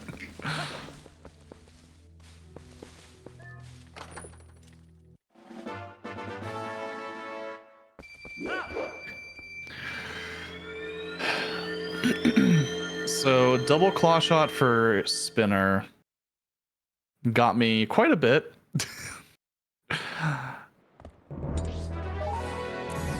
I know that there are 2 checks in the hype cave that are lantern blocked, and I know that the sign said there was something good in the second half, and I never found anything good in the second half.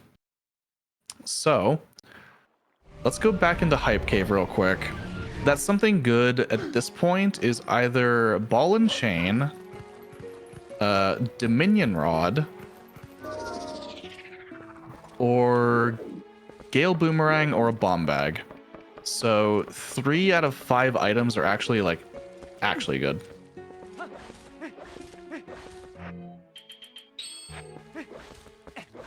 3 out of 5 items that could be at the end of this grotto cave are actually usable. I would love a Gale Boomerang.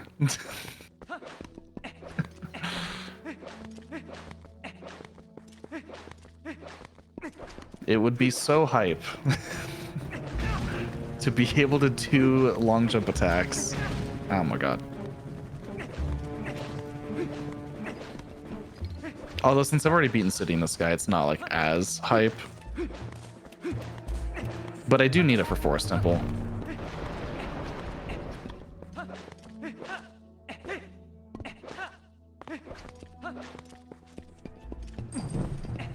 Oh yeah, the lantern's purple, by the way.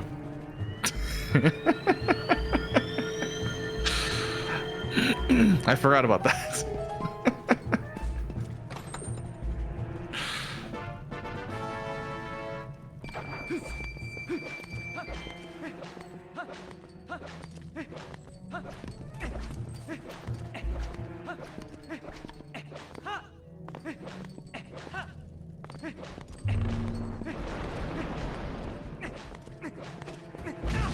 Where was Spinner? Spinner was the double claw shot chest in Kakariko Gorge.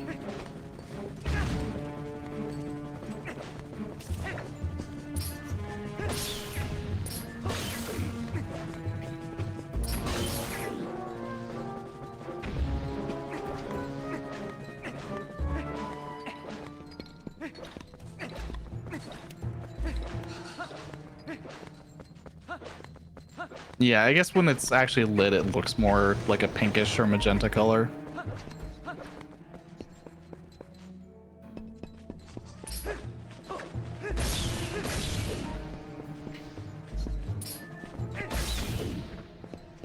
Not a fan of these keys. At the very end of this cave. Blocking this.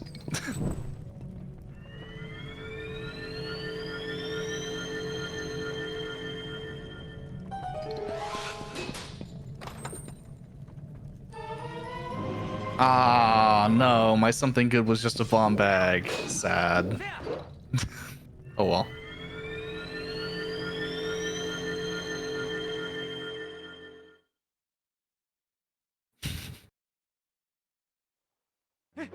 Worth the trip, I guess. Not that I needed it, but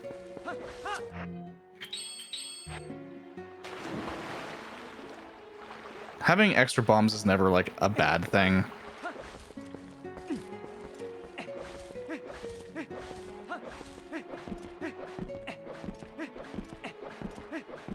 But the desert is now in logic. So I don't mind going here.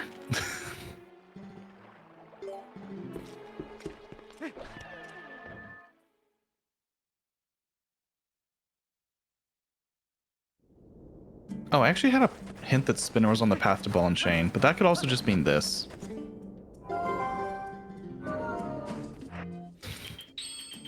Okay, okay. Yeah, because the path, Spinner led to Lantern and Iron Boots. Lantern technically led to Aru's Memo, which leads to Desert, so Ball and Chain could be here.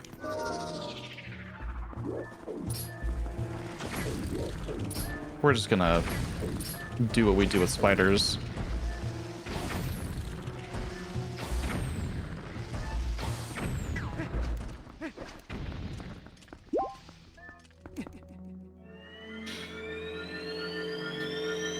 At least spiders that are 3 times the size of a human.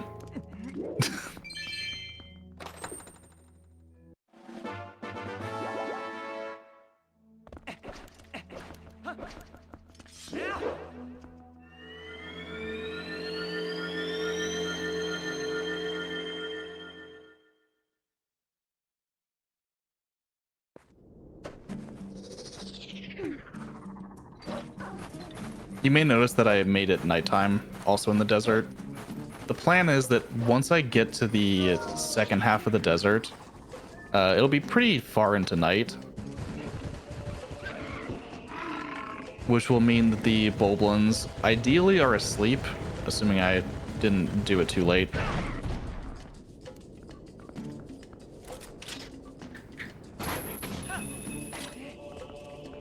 Which is kind of just nice to have.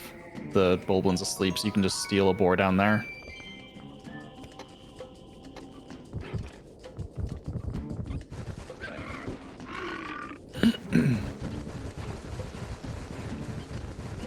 Because there's only one check in the northern part of the desert here that is behind having a boar, and that's this one.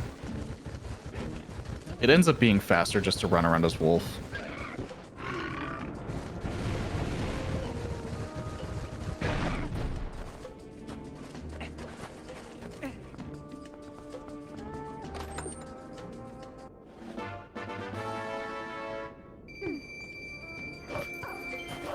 So I saw something over here.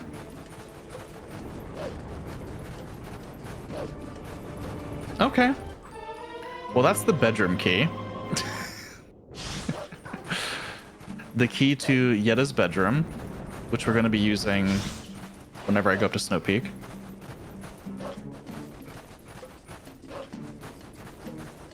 I just need the ball and chain.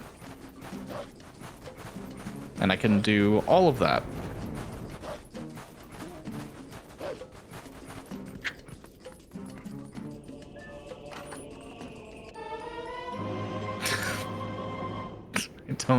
I don't necessarily need 3 bomb bags, but whatever.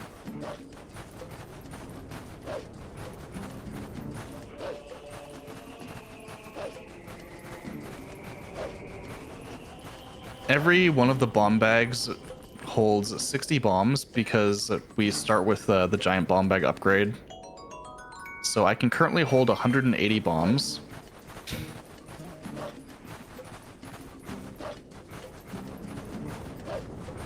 Which may sound unnecessary, and it kind of is.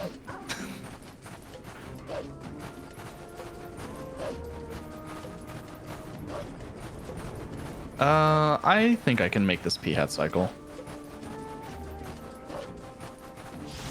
As long as a Moldorm does not get in my way. Nice. This is easily the worst chest in the desert because you have to rely on the P-hat cycle.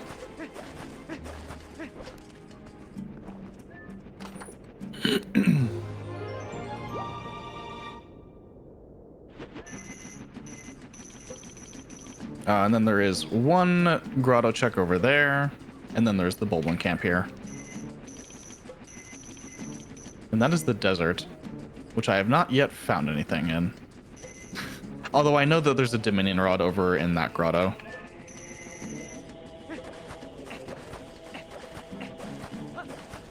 So I'm gonna go do that first.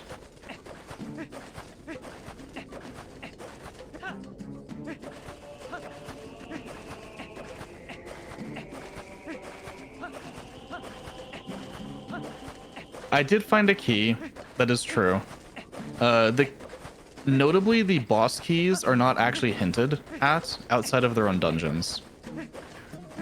So if a hint said that the desert was a path to something, the boss key cannot be part of that hint. Which is really just good information.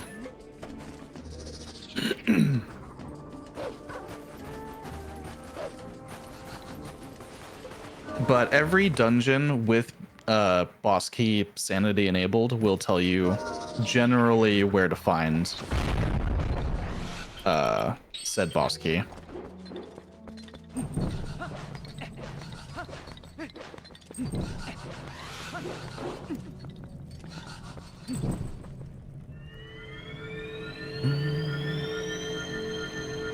So this is my Dominion Rod, my broken Dominion Rod.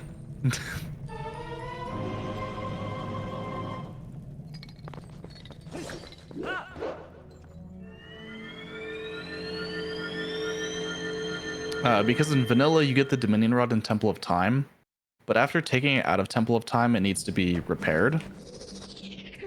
So there are 2 Dominion Rods that actually exist in the game. There's only one check opened by the Broken Dominion Rod, and that's in the Temple of Time entry area. But once I get 2 rods, I can do all of the owl statue chests and sky character locations.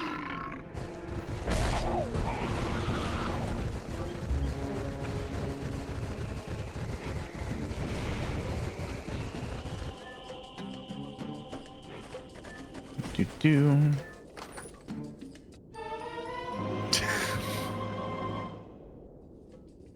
Okay.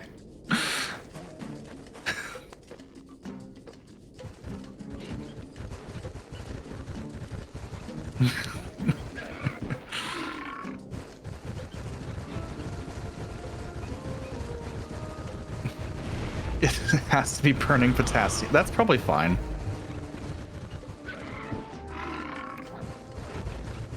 I don't think that could cause any problems.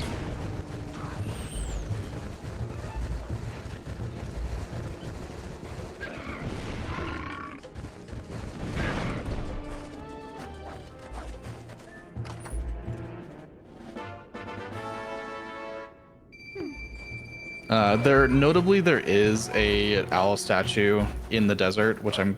Oh. Alright, fine. I'll grab the boar in a second. Which I should do before I leave the desert.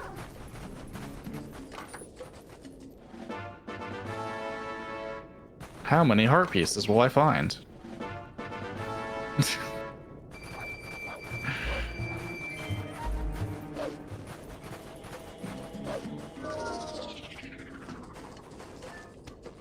Three checks left in the desert.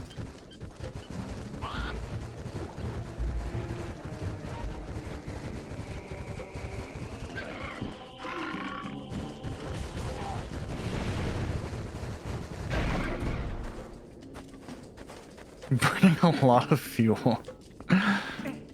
Interesting. The more you know.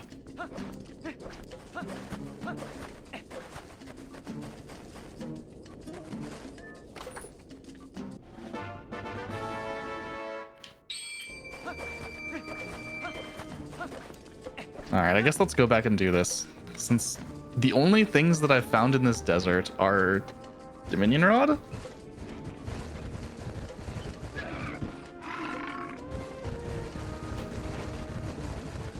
Which makes me think that I probably need it.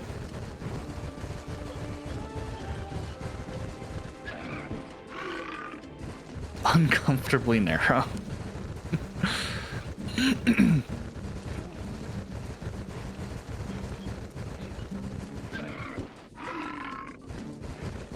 They aren't too bad other than when you're a wolf. Having to be wolf and picking up the small chest is pretty awkward at times. That's over here.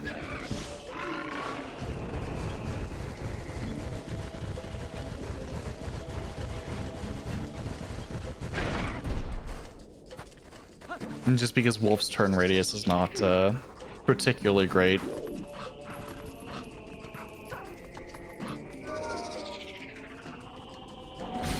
Alright, get off my platform.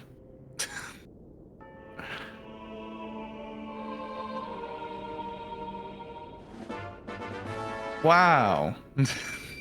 Money.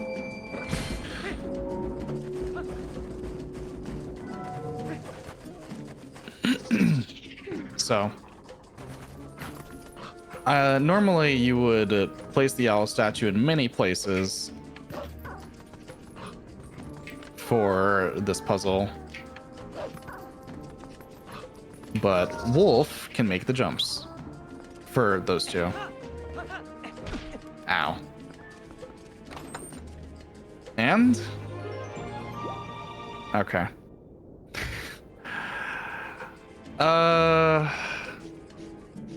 Let's go do Dominion Rod stuff, I guess.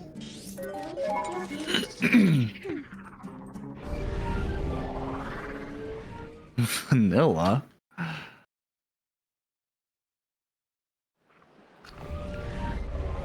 To be fair, with how many heart pieces there are in the game, there are bound to be quite a few vanilla ones.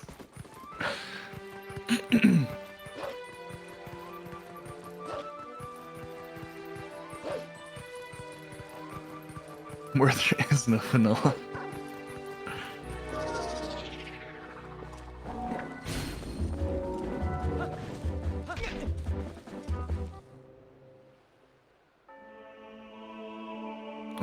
I can also grab... Okay, well, one of the spinner chests is the neighbor field, and that's already hinted barren. So there's only one more, like, actual direct spinner chest.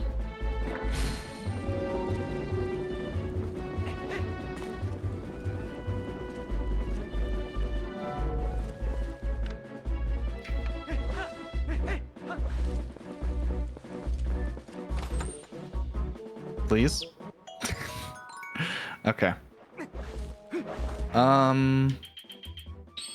I'll do the lantern chest here.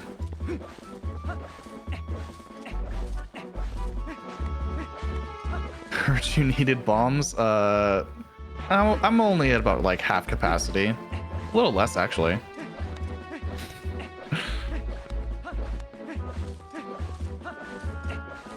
There is a lantern chest in this cave that I might as well get while I'm here. And then I'll probably do North Eldon stuff.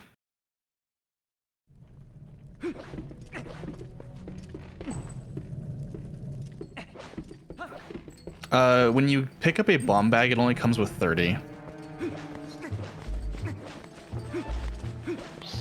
Out of the capacity of 60 that the large bomb bags actually have.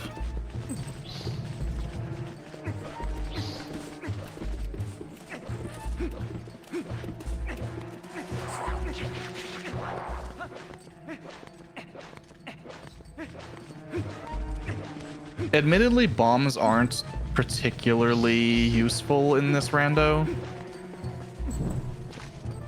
because there are things that do what bombs do, but better.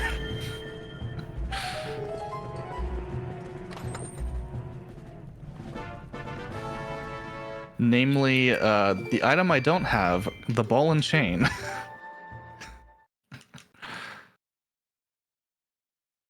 Ball and chain opens up everything the bombs can do, except for, I believe, one item. And I guess technically Lake Bed Temple, but we'll ignore that one.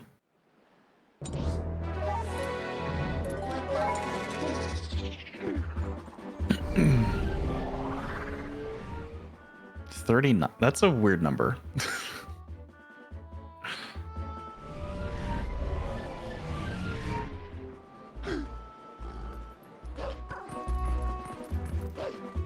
So there are 3 checks in Eldon Stock Cave up there, and then there is 1 owl statue chest here.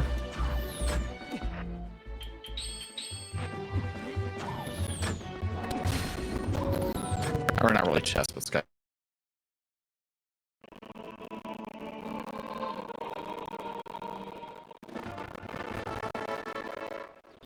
I see. That makes sense then.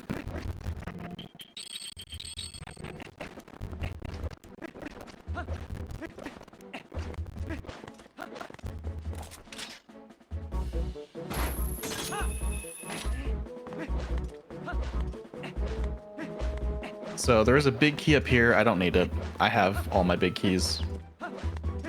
What I need is a boomerang.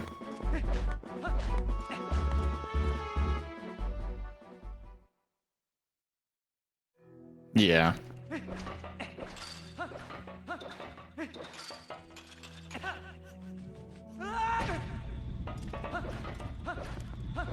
The funny thing is, in one of the other randomizers that I know fairly well is Minish Cap. And the bomb capacities in Minish Cap are 10, 30, 50, 99. Except 99 is not in the PAL version.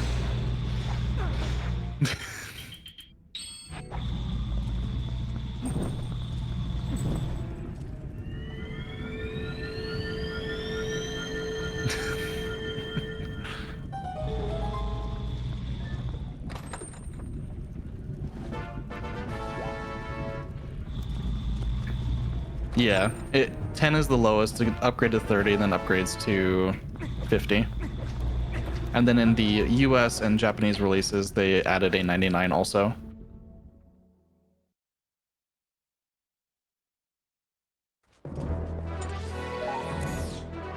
Okay. I was going to do, I guess, more owl statue stuff.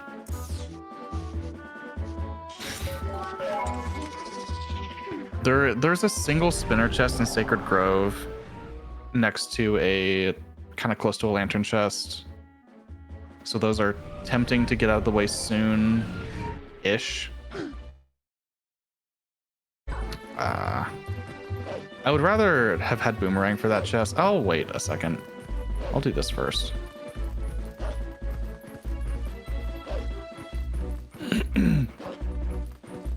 I started with 0 items. Technically, I started with Hawkeye,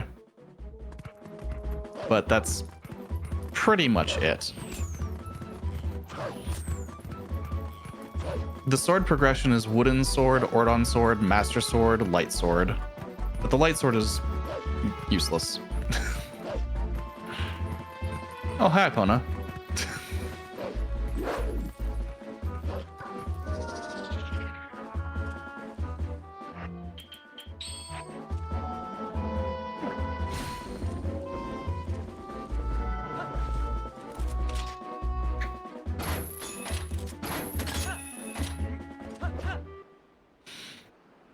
Yeah, the Light Sword is only needed for Palace of Twilight, but randomizers typically don't ever go to Palace of Twilight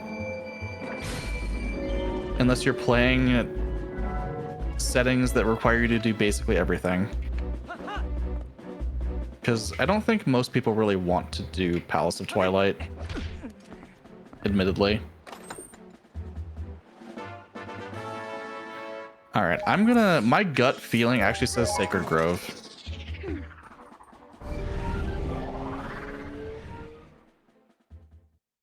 So I'll give it a shot.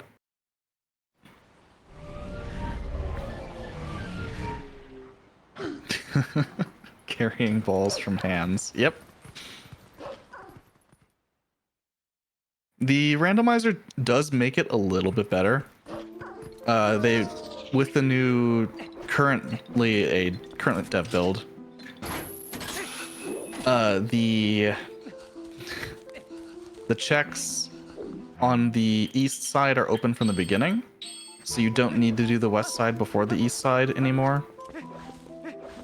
But it's still Palace of Twilight at the end of the day.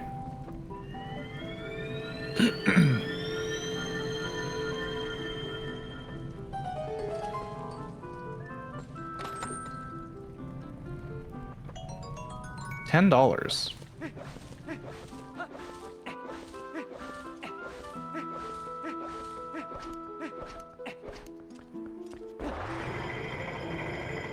Come on, gut feeling be correct.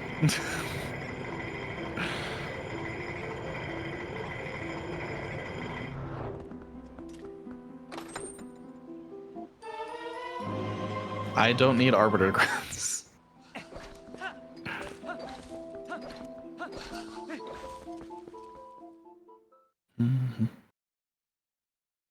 So, funnily enough, I know that there's a sword in one of the 2 checks in here. So I guess I can pick up the yellow sword.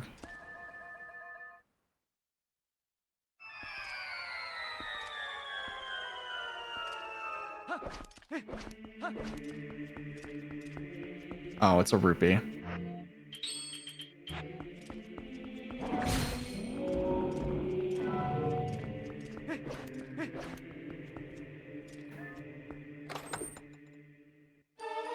Oh wow, it's the Master Sword, but again. But this time, it does nothing different. Alright, my gut feeling was wrong. Sad.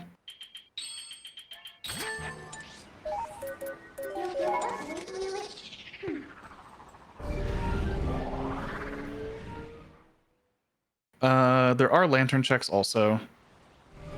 Various lantern checks for me to do. I'm gonna do the owl statue over here into Fair and Mist. And I have a bottle of oil, so that should be fine. Fair and Mist is 5 checks, plus the owl statue stuff gives me 2 more. That's 7. That's not too bad. Better than going to Ordon, I guess. Mind if I jump in with a quick donation? Absolutely, go for it. We've got $40 from Classic Gamer 76. One doesn't need any hints to know that this is all for a great cause. And speaking of no hints, this is to go towards no hints for Time Spinner pieces this evening. Thanks, Classic Gamer. Let's go. You have 2 Master Swords. Yeah. On the bright side, you only need 3 of your 4 swords to complete the game. Which means you can technically skip some.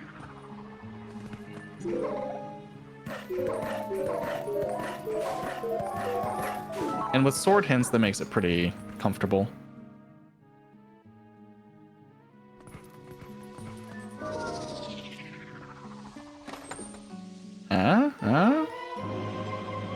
I mean, I'll take a bottle of Great Fairy Tears. That's not terrible.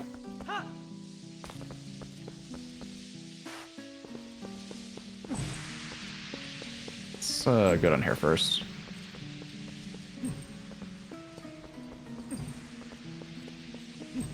Although this isn't typically the angle I go from for this.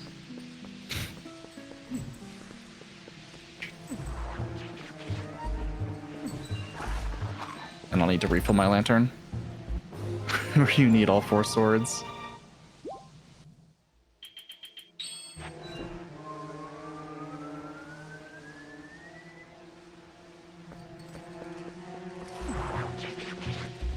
Yeah, the light sword being literally just for Palace of Twilight, oops, is kind of silly, but also convenient. If only it was skippable in vanilla.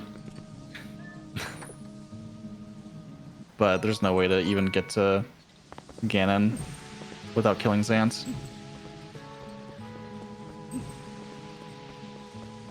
Unless someone finds Twilight Princess barrier skip.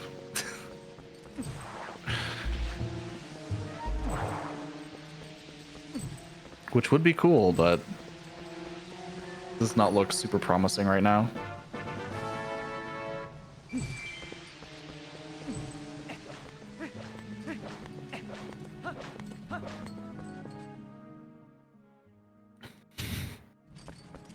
Having seen the collision for the Hyrule Castle barrier, it's very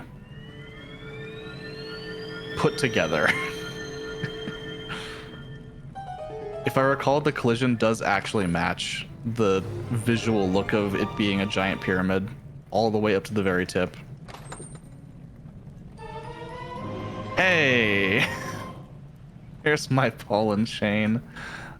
Literally, Boomerang is go mode, by the way. And my path to Diababa was Great Bridge of Hylia, which was a fishing rod. So that probably means it is on the mountain, as I will be climbing to Snow Peak Temple.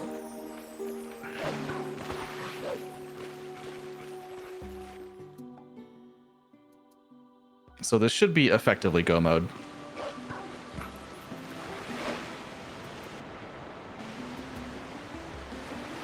Just need to do a little bit of a detour here.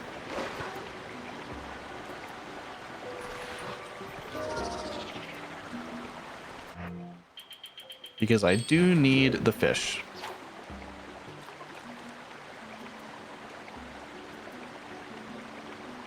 So as we're waiting for this fish to bite my fishing line, take the bait. Oh, too early.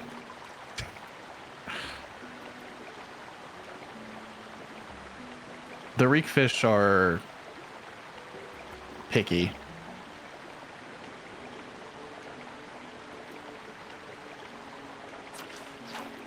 I'm surprised that wasn't good.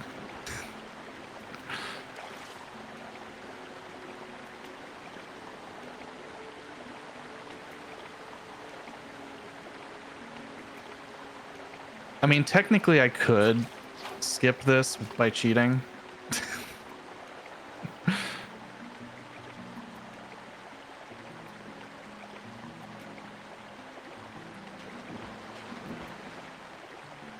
Come on.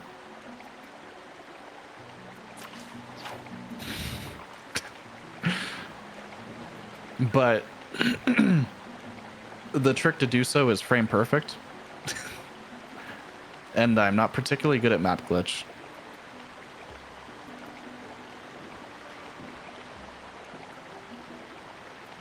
Come on, fish. Do it.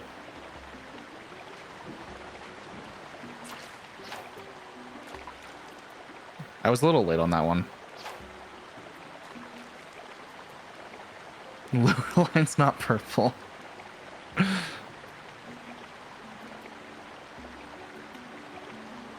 You're supposed to pull it back when it's like between the and like the top yellow part.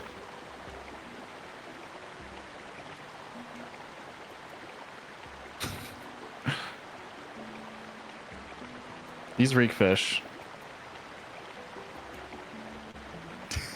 Really? Okay. Fish.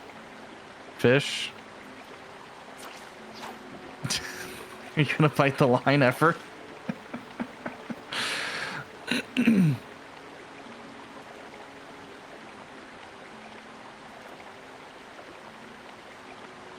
No, you're not gonna. You don't wanna. You don't want this nice coral shellfish. Yeah, if you want to say anything, the host is free to jump in while I'm fishing. Well, while we're wrestling this fish, let's talk about why we're here. This is the FFR Summer Rando Marathon in support of the Liam Foundation. Originally started back in 2015, their mission is to encourage, assist, heal, and empower our LGBTQIA plus community through respect, advocacy, and passionate hearts to promote thriving in society. They recently expanded their event space in June of 23, and they're now offering services including open mic nights, name change clinics, adult peer support groups, and more. If you like what you see and would like to donate, please do so. All proceeds go directly to the charity. We also still have some unmet incentives coming up. Coming up next, we have the Final Fantasy VI Worlds Collide run. We have the pick a starting party character bid war with Umaro in the lead at $100. So if you want to come up with $101, you can pick someone other than Umaro. Meanwhile, we also have the Sid bid war. You can either save Sid for $40 or not save Sid, currently at $0. So donate now. Swing the tide of battle in those bid wars. Thank you. Wasting the fish. Yes, one of the Zoras will surely eat it, I'm sure. There's like 10 Zoras around there.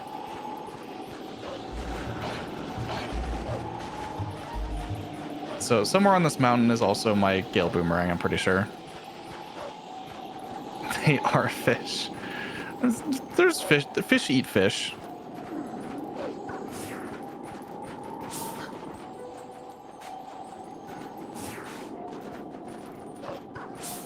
I hate coming to this grotto. This grotto is really awkward to like find with the blizzard going on.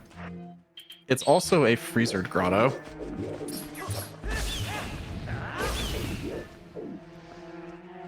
So I'm gonna try and not get frozen 5 million times. Nice. Nice.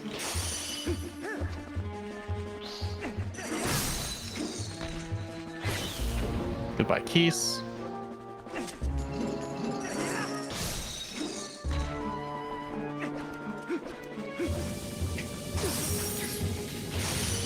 Nice. Nice.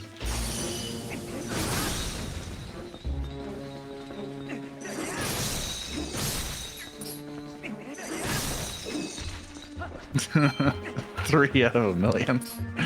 Oh, hello, Keys. Okay. Stop.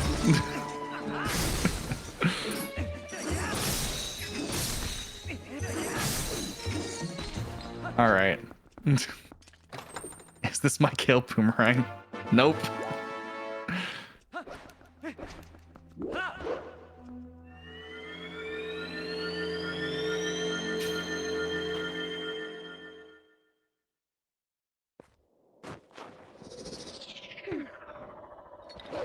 $996,000. Yep. Pretty close. Pretty close.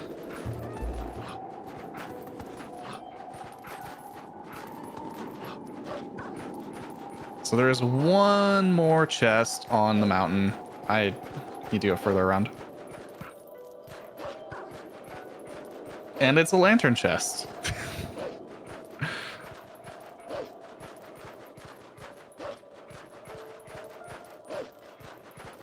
So surely it's a Gale Boomerang, because I don't think it can't be. Link. Link.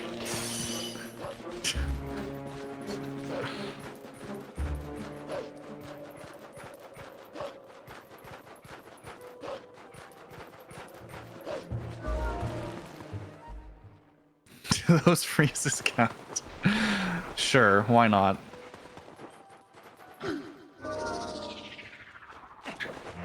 Alright, I have the lantern equipped.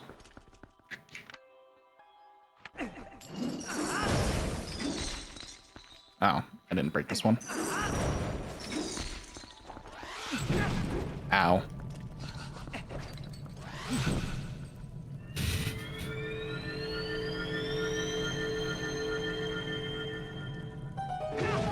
Ow.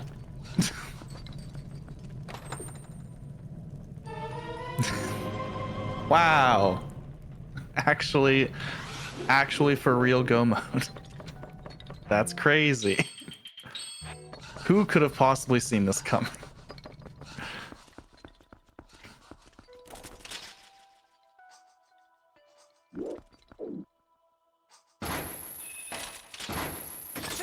Time to simply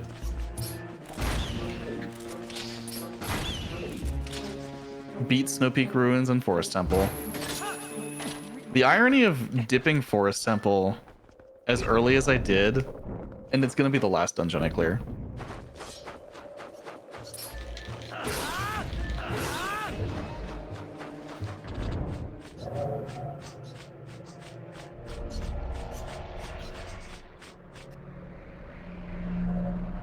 But not before having to fight Shadow Beast one more time.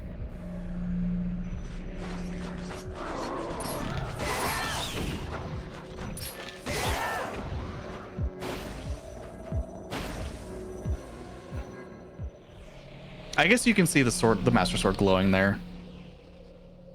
The Light Sword didn't do nothing. It was glowing during that fight. Technically not nothing.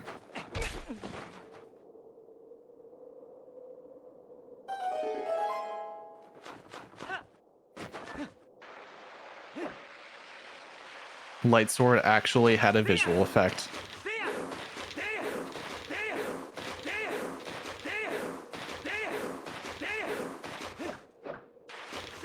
Also, so sort of ironically, touching the ground while snowboarding, it slows you down. So I try and stay in the air as much as possible. But you can't turn while you're in the air, so...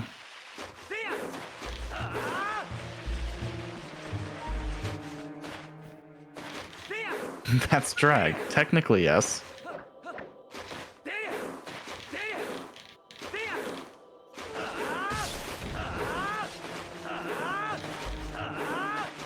Technically, that would be real physics.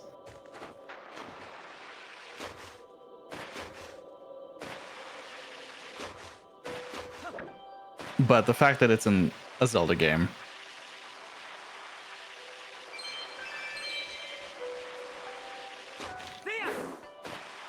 Just don't fall off here.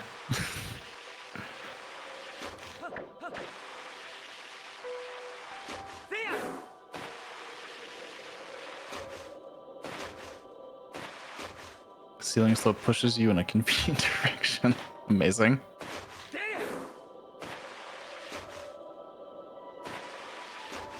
Oops.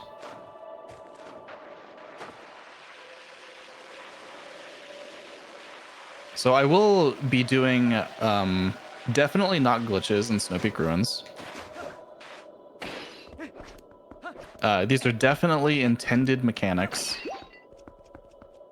by the way. 100% intended strategies for clearing this dungeon.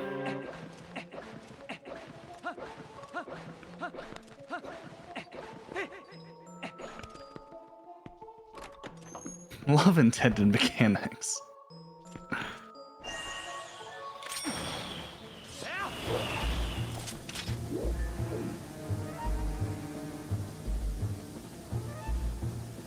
Anyway.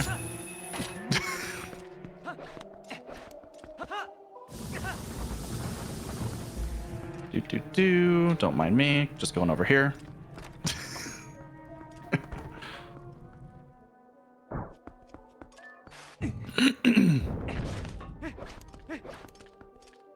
I don't need this ball. That doesn't seem right. No, it's fine.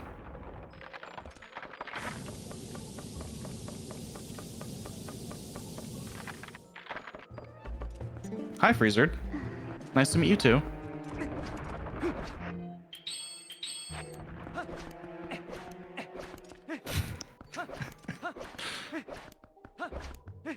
Anyway, this is the boss room.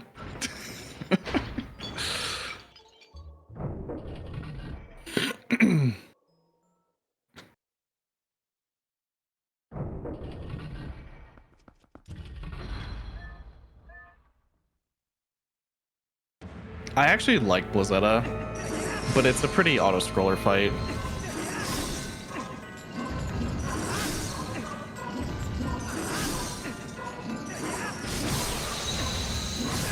Ah.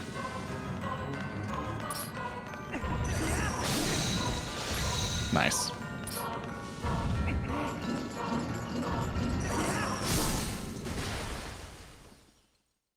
No take mirror. True. Don't pay attention to Yetta's feet, by the way. Or the shape that they're in.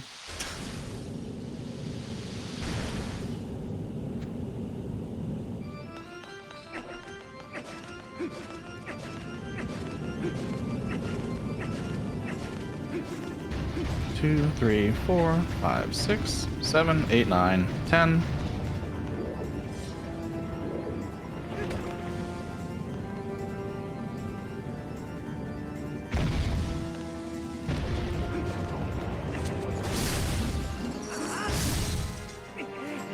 I'm gonna miss. Oh, got it. Okay. Never mind.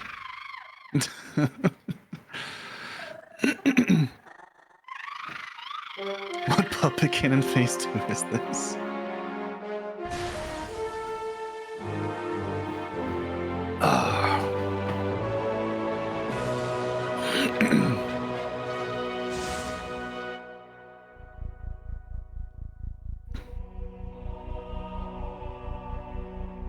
Yeah, it's a very nice one cycle. It's not as hard as it's not as tight as it seems. Like, I do it kind of slow, honestly. I've seen people do it faster, but as long as I get it, I'm okay with it.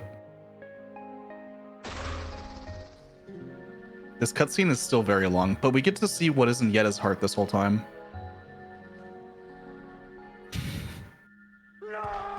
My bet is rupees.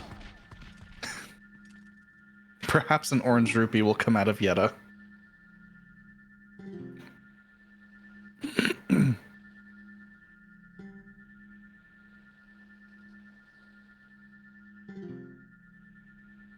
Look into the reflection of Yetto's eyes. Look into eyes of Yetto who need mirror.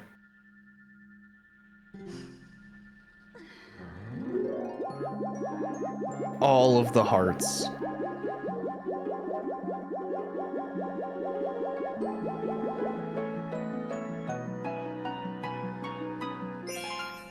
And $100.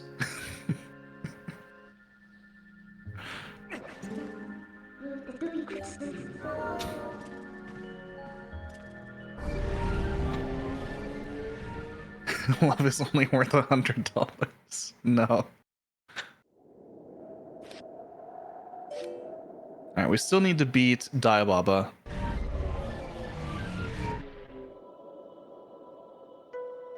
Thankfully, this shouldn't be too much of a problem.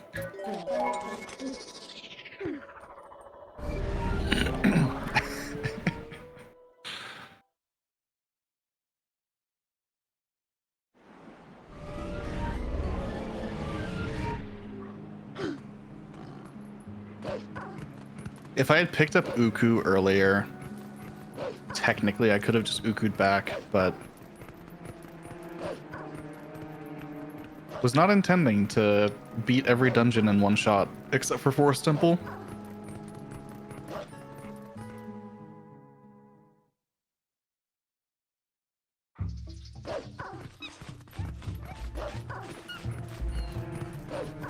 I'll also do the fun thing here.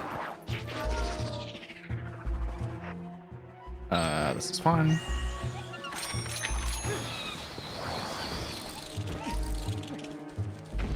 Monkey. So I've saved 2 monkeys. I think that's probably enough.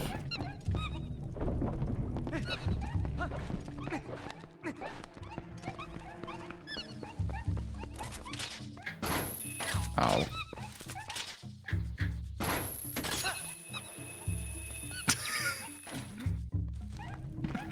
Yes, monkey.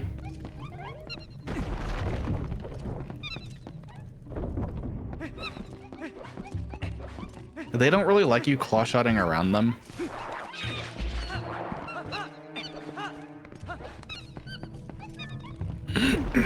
Trying to be helpful.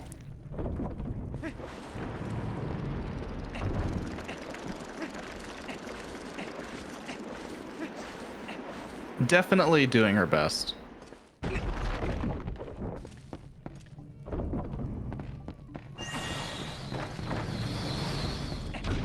Ow.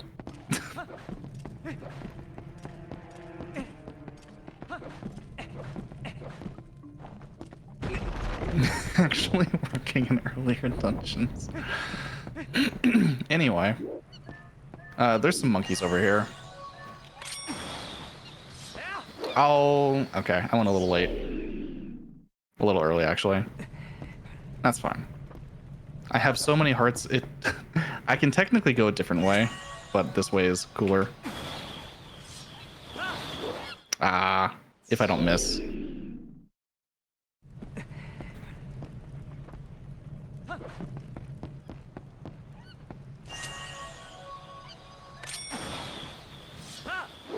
There we go.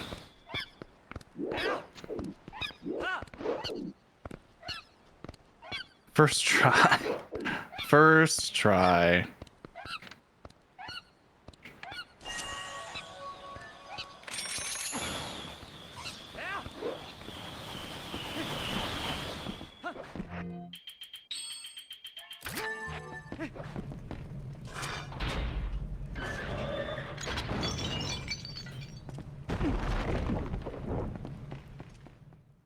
Fully model clip. Yeah, I mean, it's intended. They put the collision there. Makes sense to me.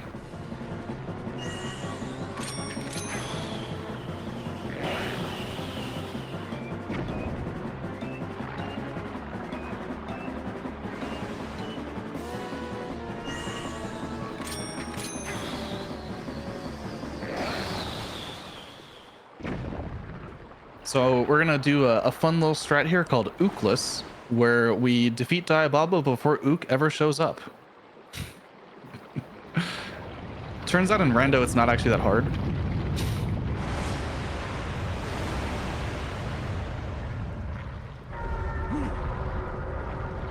Because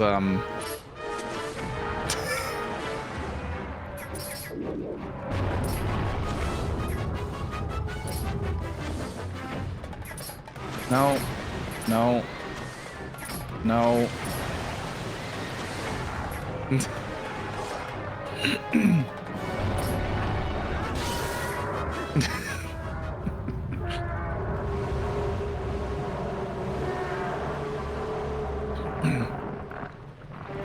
And that was Diababa, the first boss of the game.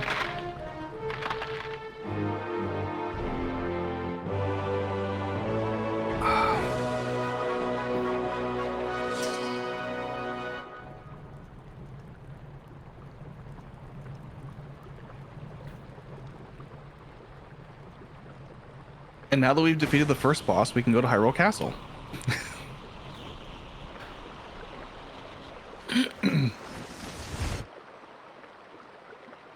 The seed really made me work for the stuff I needed. I guess notably spinner behind double claw shot was the big thing.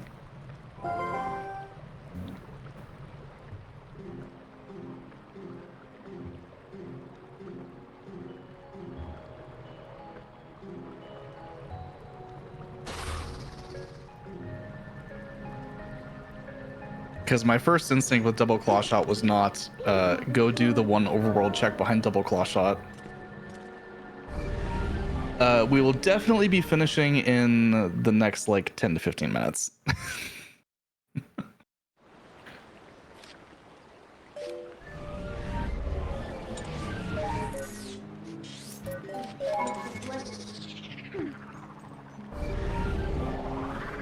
The seed was pretty good for the most part. Also, not having to clear things in Snow Peak saves a good chunk of time.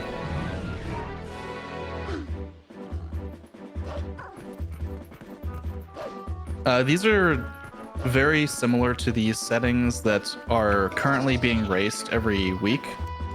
Technically like twice a week right now. So this is about the time. This is a little technically below average or above average for me for a seed length of these settings. Most often I finish these race seeds in around 2.5 hours. The 4-hour estimate, to be fair, was before 1.2. The new build is significantly faster, just in terms of the fact that hints exist, giving you a little bit to work with, not just blindly searching everything.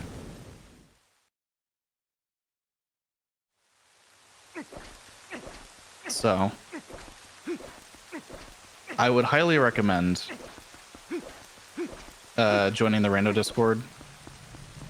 And if you want to learn at least the race settings or something, like, there's plenty of people to help. It's fairly active right now.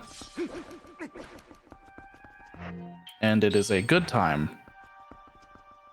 Let me...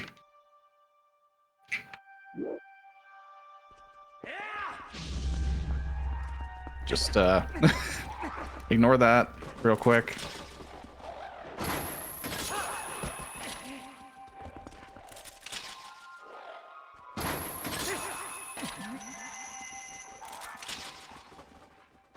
No one wants to fight a wave of bokoblins and Lizalfos.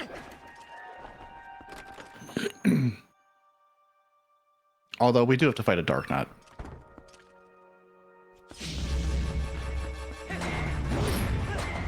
Oh. He doesn't usually swing that fast.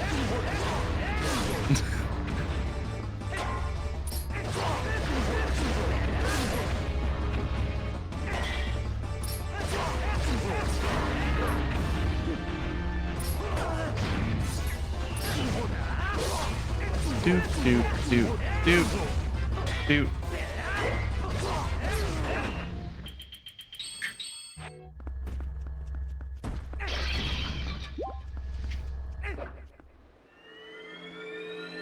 There is one more Dark Knight to fight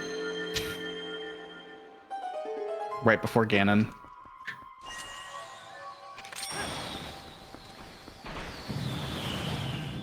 This is why you need the Gale Boomerang for Hyrule Castle. Notably, if you go